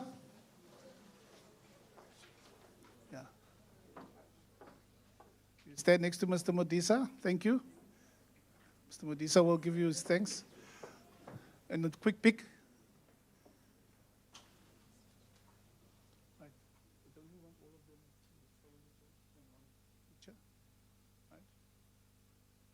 Just come forward. Yes. And then from the province of Gauteng, Mr. Mokoena.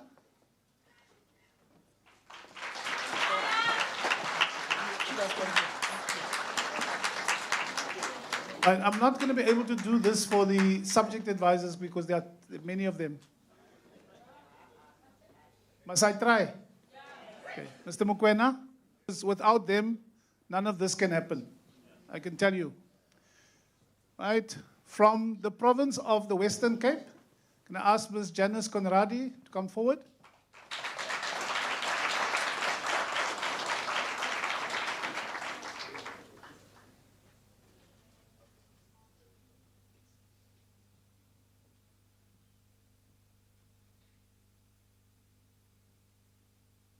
Right, from the province of KwaZulu-Natal, Mrs. Chabalala.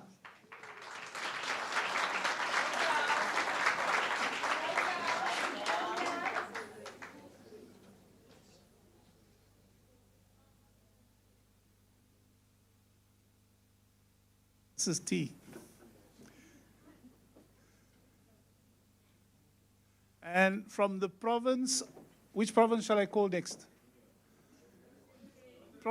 The Northern Cape. Okay, from the province of the Northern Cape, Ms. Johnson.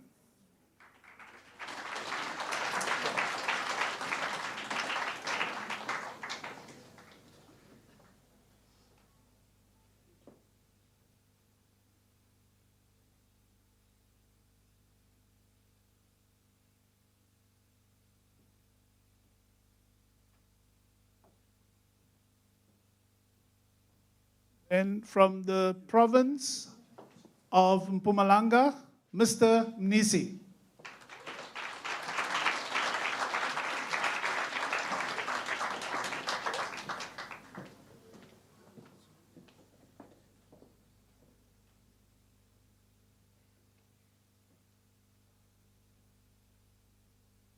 Mnisi explained to me that you can get to Swaziland without a passport, apparently. Thank you very much. Then from the province of the Eastern Cape, Mr. Kuma, Shanela.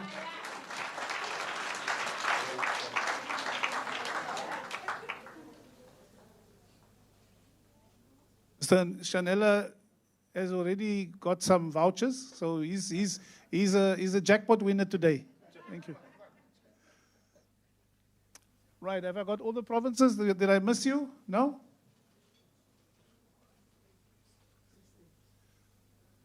No, Free State is happy. They don't want any vouchers. They told me yesterday. Thank you, Mr. Mui from the Free State. Could you please come forward?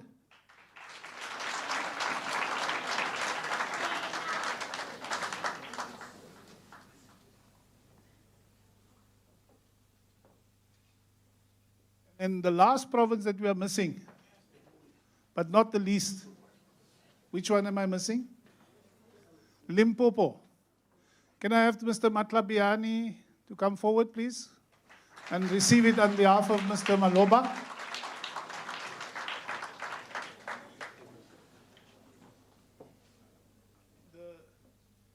and from Mopani West.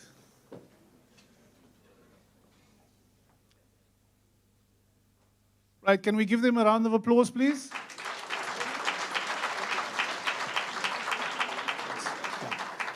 Your certificates will be with the gentleman, but not now. You can get the certificates after everything, né? We just want to take a nice picture with all of you.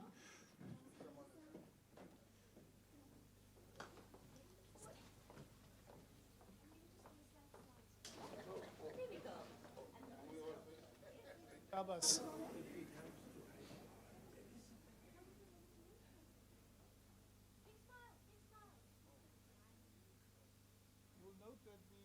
Are avoiding me, ne?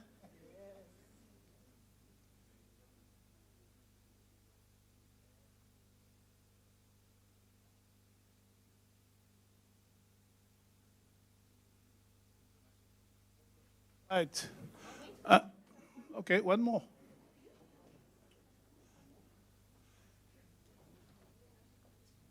You'll notice that the adjudicators haven't come back yet. What does that tell us? It's a tough going. Very tough. Round of applause.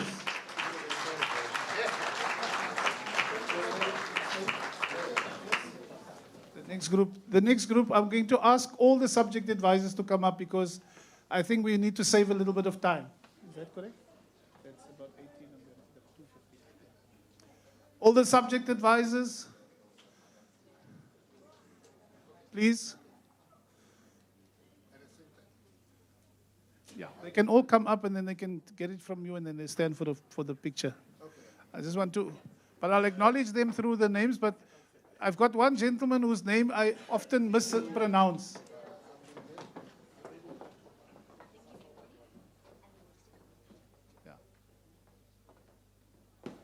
Yeah. This is also to acknowledge the hard work that the subject advisors are doing. Once again, it's a cascading of information going down and upwards. So these are very important cogs in our financial literacy speech competition wheel. So thank you very much, subject advisors. Okay, maybe I should move the podium a little bit to the side without falling. Yeah.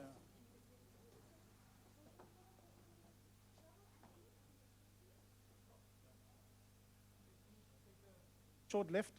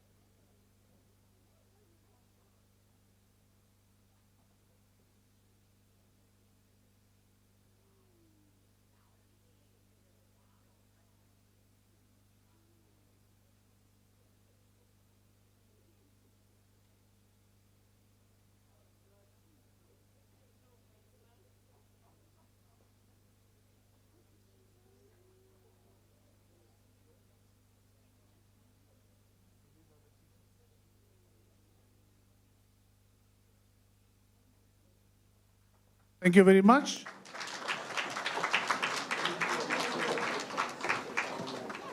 I'd like to make a request that if you do take a picture of me, it must be with an iPhone. Okay?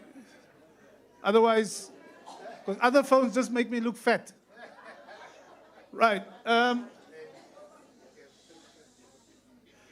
Right. We're going to do the next group a little bit similar to the PCs. And it's not because the one is more important than the other. It's just that the teacher is the one at the chalk face. The teacher is the one that has to do, they have to do all the work that some of us would never be able to do. And all of us are because of teachers. Am I correct? I don't know a doctor that hasn't been to school. So, without further ado, I'm going to ask Ms. Werner Fredericks to come up. She's a teacher at William Prescott in Kimberley.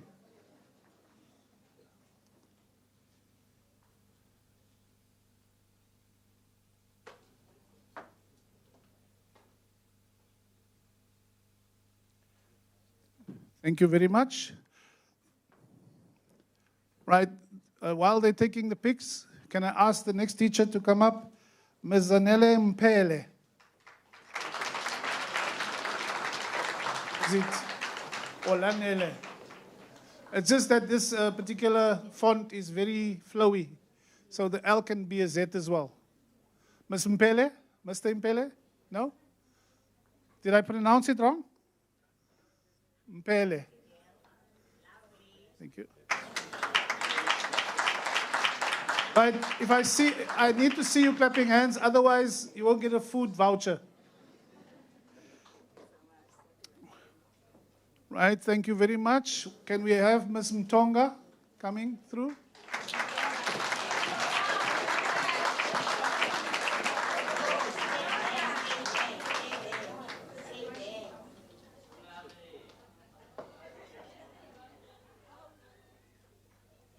Right, the next teacher to come up is Ms. Lindiwe Ngwamba from Lowveld.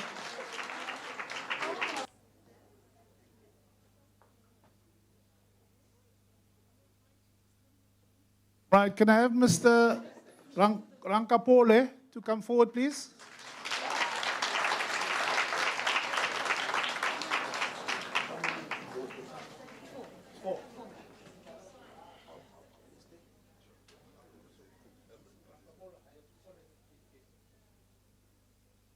Right, the next teacher, S.M. Mieni from KZN.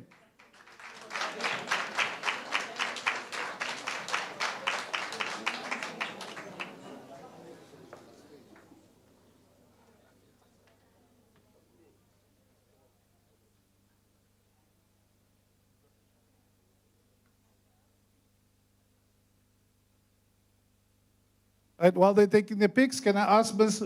Mkluzana to come forward, please?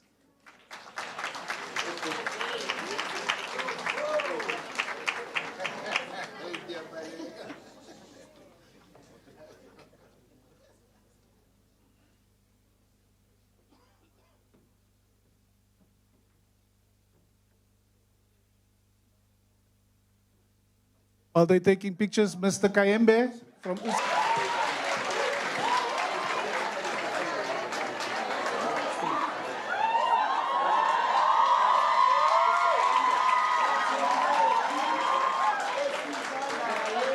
And last but not least,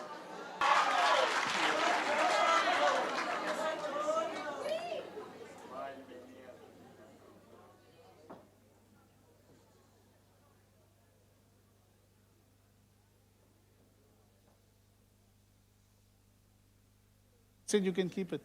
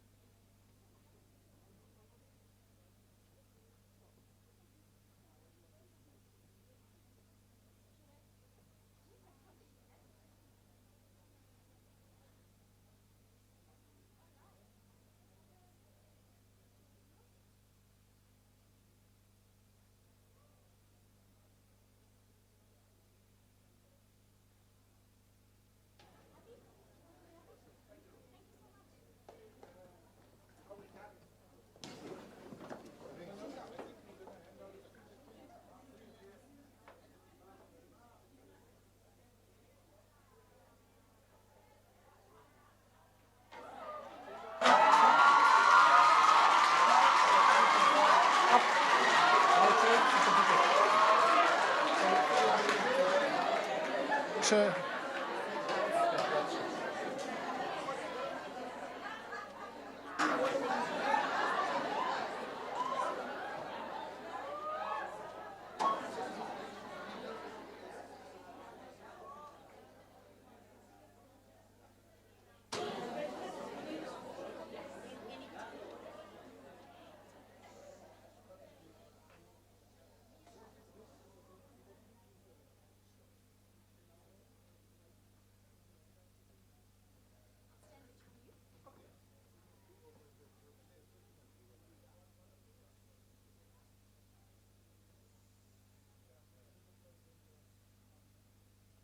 Right. The learners that spoke today, as well as framed. So we're going to call them one by one, and you're going to give them some respect. Akir? Yes. So here we go. Can I please call Zamasuazi to come forward?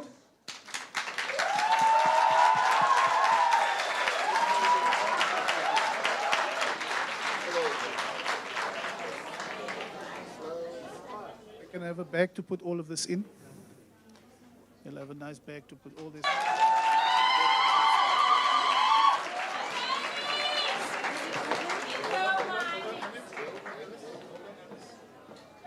Certificate?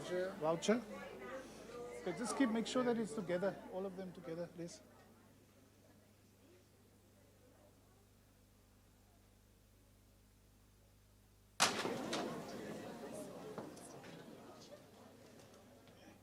Because we think they are cool, we also know that they're students, so we gave them a nice book to write in, notebook, and we gave them the coolest glasses ever. They will put it on when they leave here today, because it's sunny in Cape Town. The next person is to come forward is Oeteru.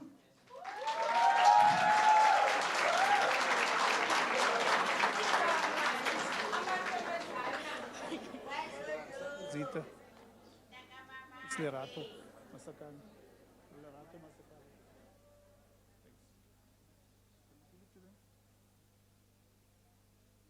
Hold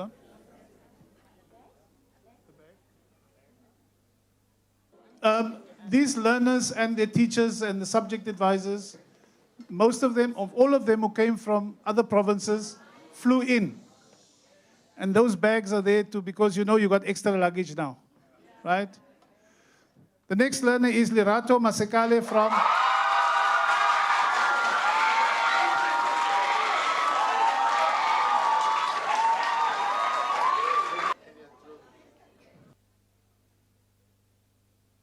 The next learner is Lazita Ngwenya from not Limpopo, Mpumalanga.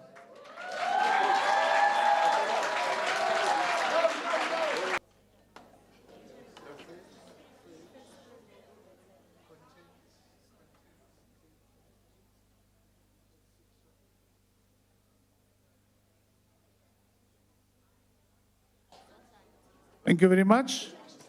Our next contestant to get the certificate and cup as well as a token of appreciation is Lato Maduna from the Free State.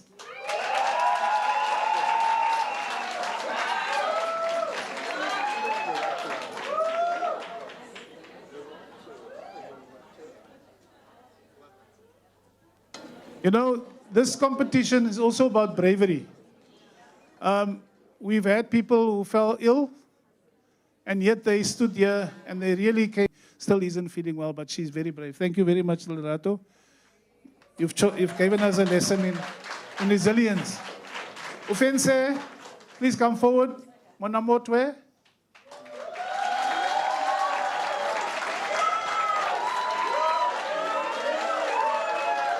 from the Northwest.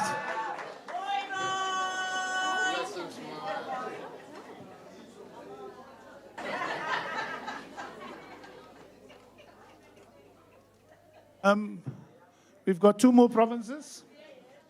The next one is Kanya Kasi from the Eastern Cape.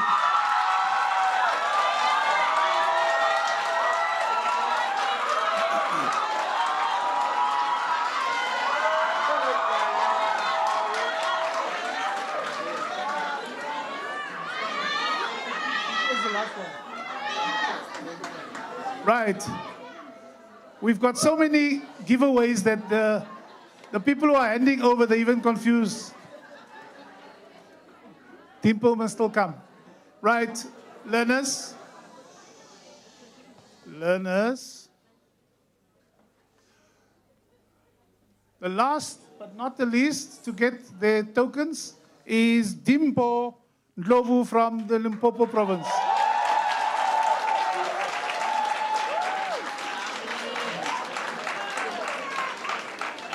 Can we have an indication of adjudication?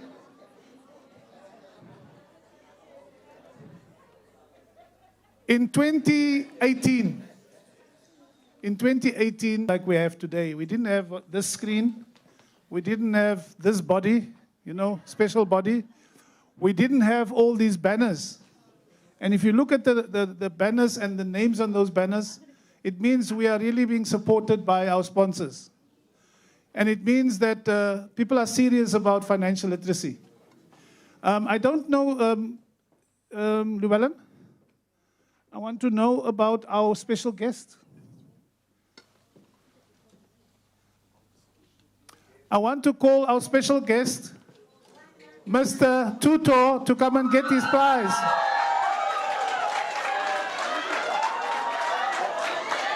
Hold on, I want you to stand. Just wait here a bit. Tuto, just hold on. Just to wait a bit. Wait a bit.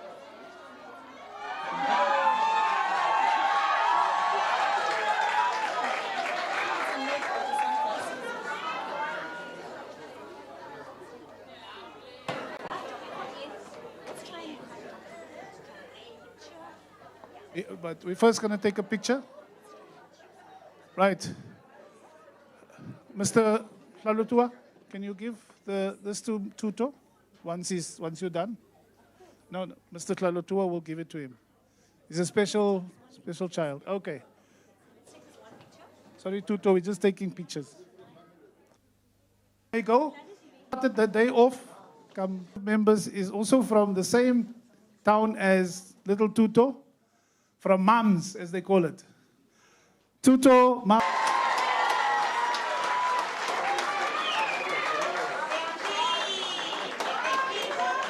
Right.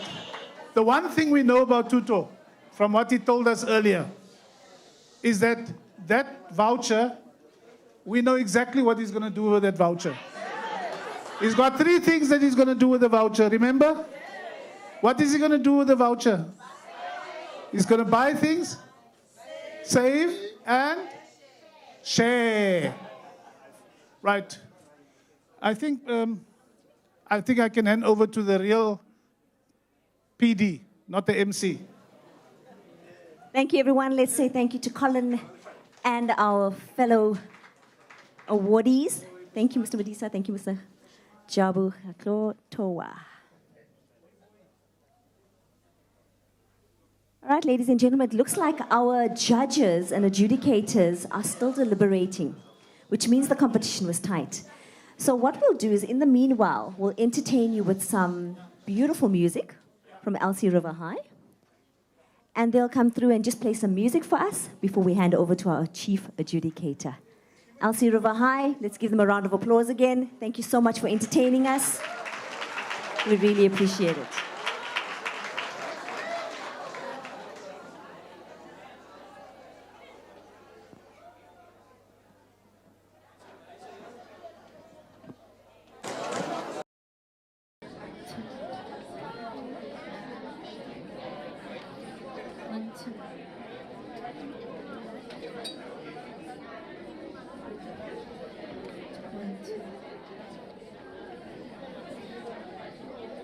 Co-labors, I mean yours is. As much as labors, no? Yours is labors, as much. No, yours is labors, as much as yours, no? Kinda, yeah. Palapak, yours is labors, Pontivo. No.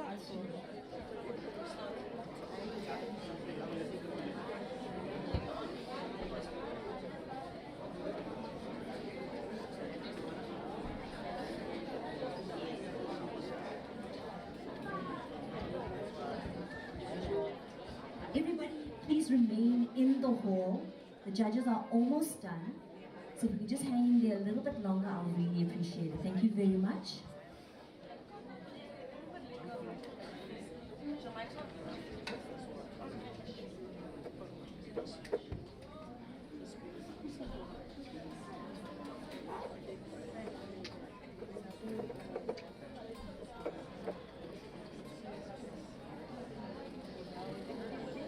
One, two.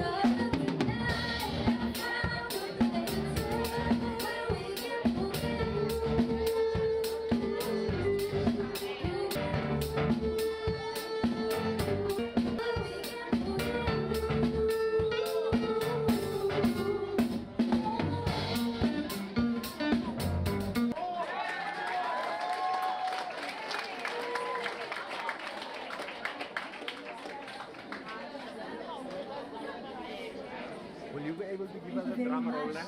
You must give us a drum roll now. If they announce the winners. Appreciate it. Thank you so much. Everyone, if you can kindly come into the room, settle down, take your seat. Is it lunchtime? Oh, okay. You want to go for lunch now? And then have the winners announced? Or shall we announce the winners and then go for lunch? Okay, let's do it that way. All right, our adjudicators have deliberated and they've handed their scores through to our auditor, Shannon, and they have the third place, second place, and first place winners. But before we announce them, let's get some inputs and some comments from our chief adjudicator.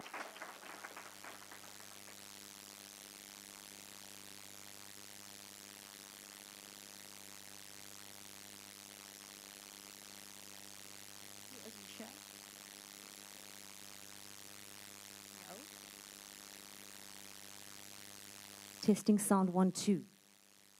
Can you hear me? Can everyone hear me? Are you ready? So can I start just by saying this? Zamasuazi, Alice,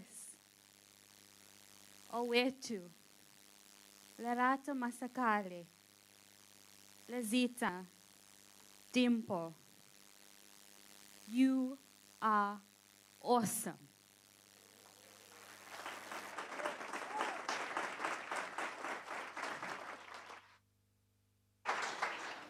Congratulations. Well done on getting this far. Well done on getting through this morning and doing such a fantastic, fantastic job. But I have to say, on behalf of the adjudicators, we are very disappointed in you, because you made our lives very difficult. You're supposed to make our lives easy, and you did not do that. At one stage, we sat in the room and we said, can we not just give them all the prize? And then we were reminded that Linwell will not allow us to give you all a prize. And so we said, should we just put your names in a hat and draw the winner? So thank you very much for giving us that very arduous task. Unfortunately, there has to be a winner, but I'm saying this because you should all know that you all did a fantastic job, and you should be so proud of yourselves. Your educators should be so proud of you. Your parents, your family, your community, your friends should be so proud of you. Last year, I said this has been one of the highlights of my job, and I was reminded again that this is one of the reasons we come to work, to see the future in action. Because we spend our days trying to protect our financial sector today, but we are not the future. You are the future, and the future is amazing. So thank you very much. You know what wealth is. But what we have in this room is something better and more sustainable, and it's generational knowledge. What you're building today is a foundation for literacy, for education, for empowerment, for resilience, that's going to strengthen South Africa. The level of grace, articulation, and passion is something that we could only have dreamed of at your age. Your language, and it is your first language because you are the digital natives. So thoughts from the fellow adjudicators and privileged and honest deliberations that we had. And they said this, I should say this multiple times, you are all winners. Everyone's a winner. The second thing, as excellent, as fantastic as your research skills are, and you all did wonderfully well, your technical knowledge was great, but who you are lies in the power of the stories that you're ones that are inspired. Thank you for your stories. We know it's very difficult to hear that bell. It throws you off. It throws us all off. For those of you that are going to do this in the future, practice with the bell. They tell you practice in front of a mirror. Practice with the bell. You did very to the edge. No, remain standing. This is your This is your victory against our amazing influences because they are dangerous. And to secure economic. As an African, some of you may be too young to remember this, but one of the most inspirational things we heard as youngsters was Thabo Mbeki's famous words, "I am an African." He was talking about an Africa to be proud of, and you are the Africans that will take us into the future. Thank you all very much. It's been an honor and a privilege, and we look forward to seeing you again next year. Our provincial coordinators, subject advisors, and teachers to take home, as well as our learners to implement in next year's competition, the power of storytelling. As we approach the close of today's program, it's important to pause and acknowledge the many hands and hearts that make this competition possible. While the spotlight dims for some, the work behind the scenes continues, driven by those committed to nurturing financial literacy and youth empowerment. It's now my pleasure to welcome back onto stage our foundation representative, the chair, Ms. Gail Walters, to do our vote of thanks. Let's give her a welcome.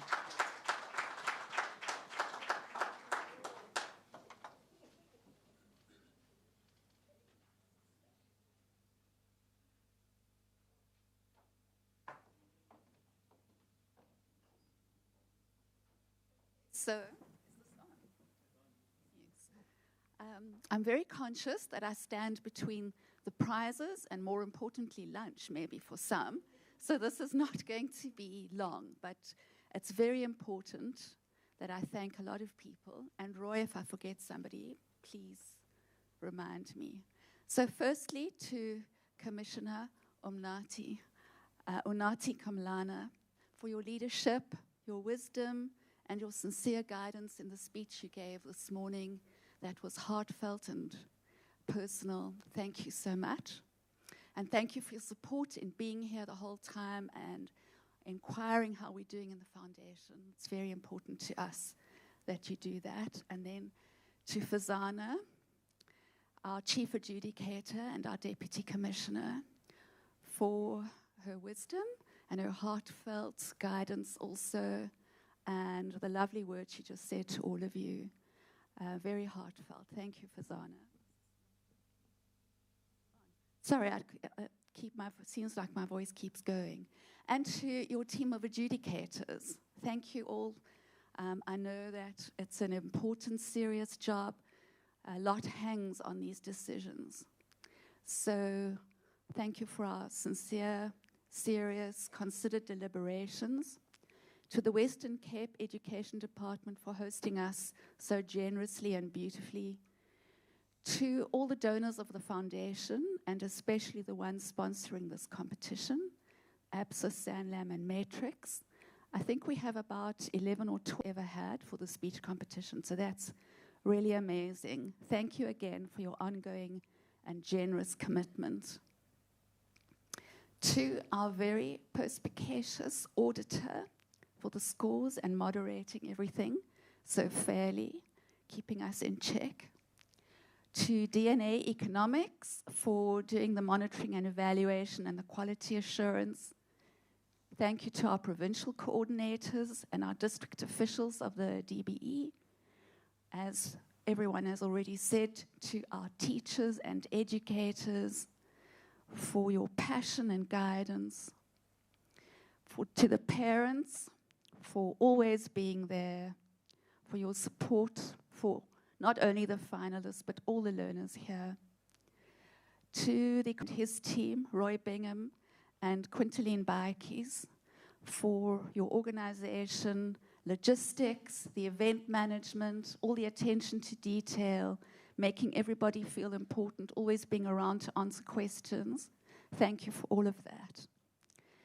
To the learners and the finalists, this is all about you. Thank you for everything that you taught us today, because I actually learned a huge amount, things I'd never heard of. Thank you for your courage, taking a risk, and being so promising. I'm so encouraged by the talent that we have in our young people in this room, taking our country forward. I must say it makes me feel a lot more secure about this country. to the audience and the grade 10s for being here, for your support, and for shouting support for the learners that were up on stage. And finally, to the Elsie's River Band for your vibes and your tunes and keeping us all entertained. I must say, I felt like I was listening to a bunch of lounge singers. You're all so good, really. So here we have a side hustle already in the making. And to everybody that I haven't mentioned specifically, thank you so much for being here today. I think it's been a really auspicious event, and I've been so inspired by it and so privileged to be part of it. Thank you all, and enjoy the rest of your Friday and the rest of the event. Thank you, Gail. May I ask that you kindly remain on stage, Ms. Walters? We are not done with you yet. Thank you very much. Up onto stage, can I please welcome Mr. Kamalana as well? Let's give him a warm round of applause. And Clark, and also my boss, welcome him on stage as well to announce the winners for today's competition. Over to you, Mr. Clark. Thank you, Program Director Alicia. Good afternoon, ladies and gentlemen. So, the moment has arrived. We've said all our thank yous. We've acknowledged everyone. You've been congratulated so many times. I think your head is spinning. But just before I announce the winners, there's two gentlemen I'd like to acknowledge. The first gentleman, we'd like to call the father of the speech competition. This competition originated in KZN, way back in the early 2000s. And it was started by a gentleman called Oeteru Nikani. And he decided that he wanted to get learners involved in the financial sector. And he started with 3 schools, and guess what was the prize? In Afrikaans, we call it the FMP, a small transistor radio. That was the prize back in the day. And look how we have grown.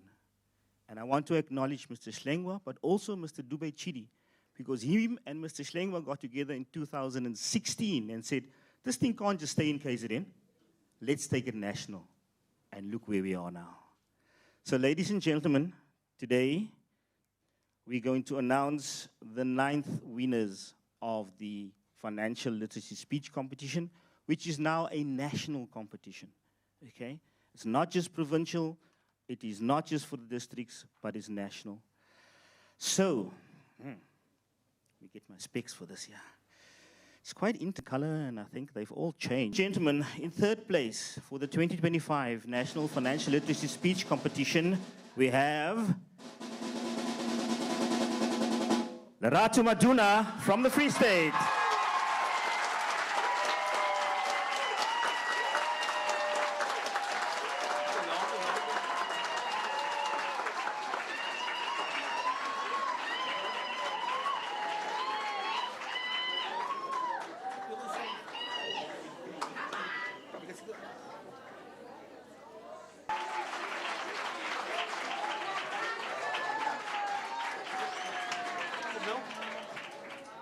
Moving on swiftly, in 2nd position, Lato Masagali from the Western Cape.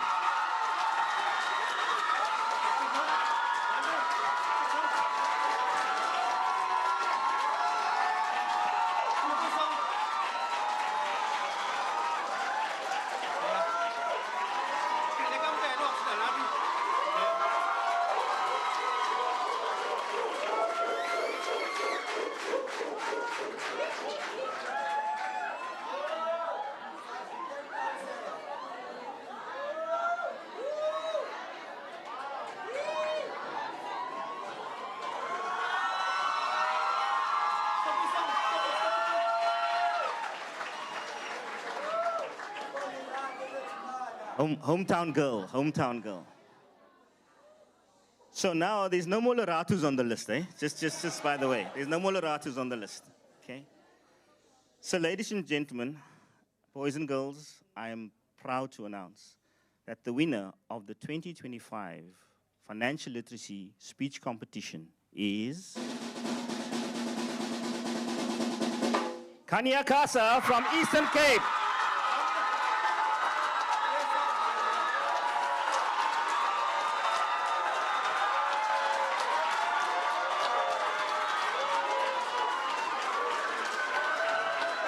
job, well done.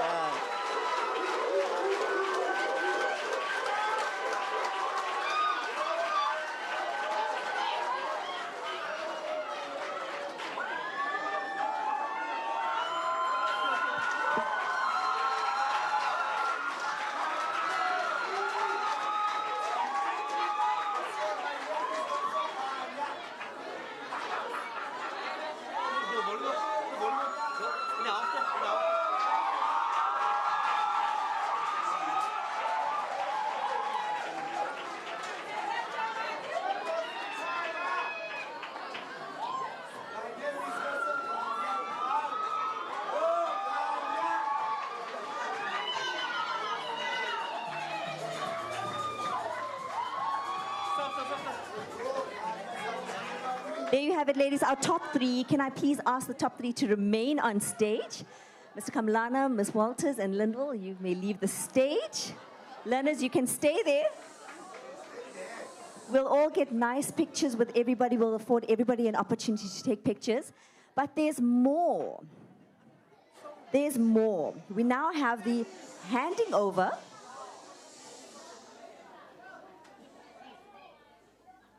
of the investment prizes and bursaries. And I think you're going to need some more space in your hands. So we'll need to figure out a plan now. Roy, can I call you forward to please just help me with those bursaries and investment prizes? I'm now going to be calling onto stage Dr. Rian Immelman from ABSA, Ms. Rayanne Cedrus from Sanlam. Please, could you join us on stage?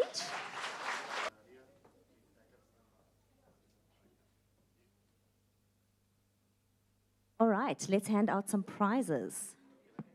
Please, Roy. As you remember, they receive investment prizes plus bursaries.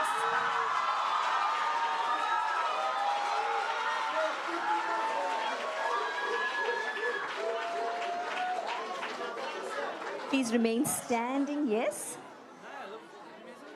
Now for the investment prizes. I think let's leave it at their feet perhaps so that we can have that nice and displayed.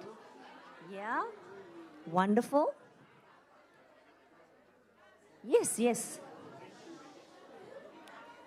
You will see that the investment prizes say 80, but it's because they've already won 40 at the provincial, and the provincial is added to the final.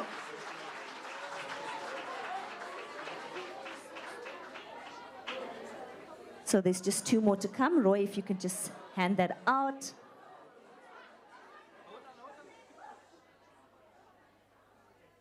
All right, Roy, you can just hand out the rest. Okay, there's lots to hold. Dr. Immelman, and maybe you can just help us hold these 4.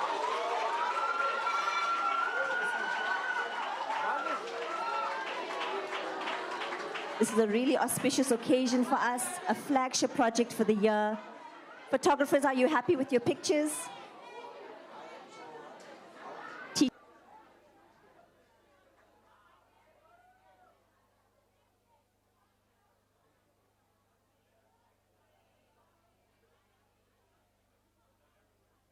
Thank you, Ms. Rayanne Cedrus from Sanlam, Dr. Rian Immelman from ABSA. Let's give them a round of applause. You may take your seats. Please leave the certificates with the learners. They will remain on stage. This is still their moment, their time to shine. We've been waiting a long time for this moment. And there you have, before I release you, just a quick house rule. Lunch will be served hereafter. There will be some media present that will take interviews with some of the guests as well as our learners, and they'll call you aside. Please, adults, lunch is served in the restaurant. For learners, where you received your tea time snacks, that's where your lunch will be served, but you are allowed to eat in the restaurant after you have dished your food, okay?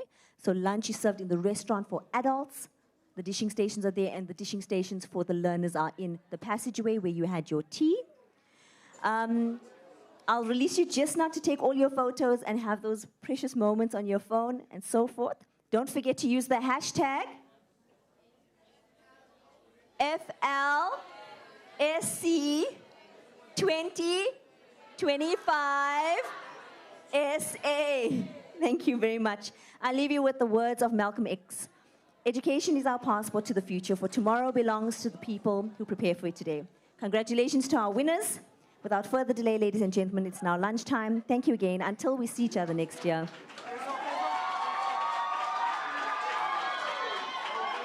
Please, one moment. We just have a transportation announcement. Oh, everyone, thank you very much for your patience. You've actually been a wonderful audience. In terms of protocol, can I have our commissioner and his team? You're welcome to exit first, if you would do so, and then our adjudicators, followed by the adults and then the learners. You may do so now. Thank you very much. Learners, for those who have to have travel arrangements and are leaving, please remember to report to your teachers and educators and have your stuff ready and packed and checked out so that you can make your way home safely and on time.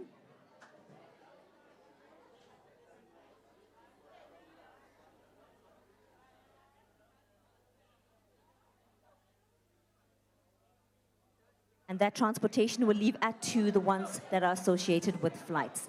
Learners, you'll have to smile some more just now, so rest your jaws. All right, our adjudicators will then exit the room, followed by the adults. And if you want to take pictures, you're more than welcome to come and take some pictures with the learners. Thank you, adjudicators. Goodbye and God bless.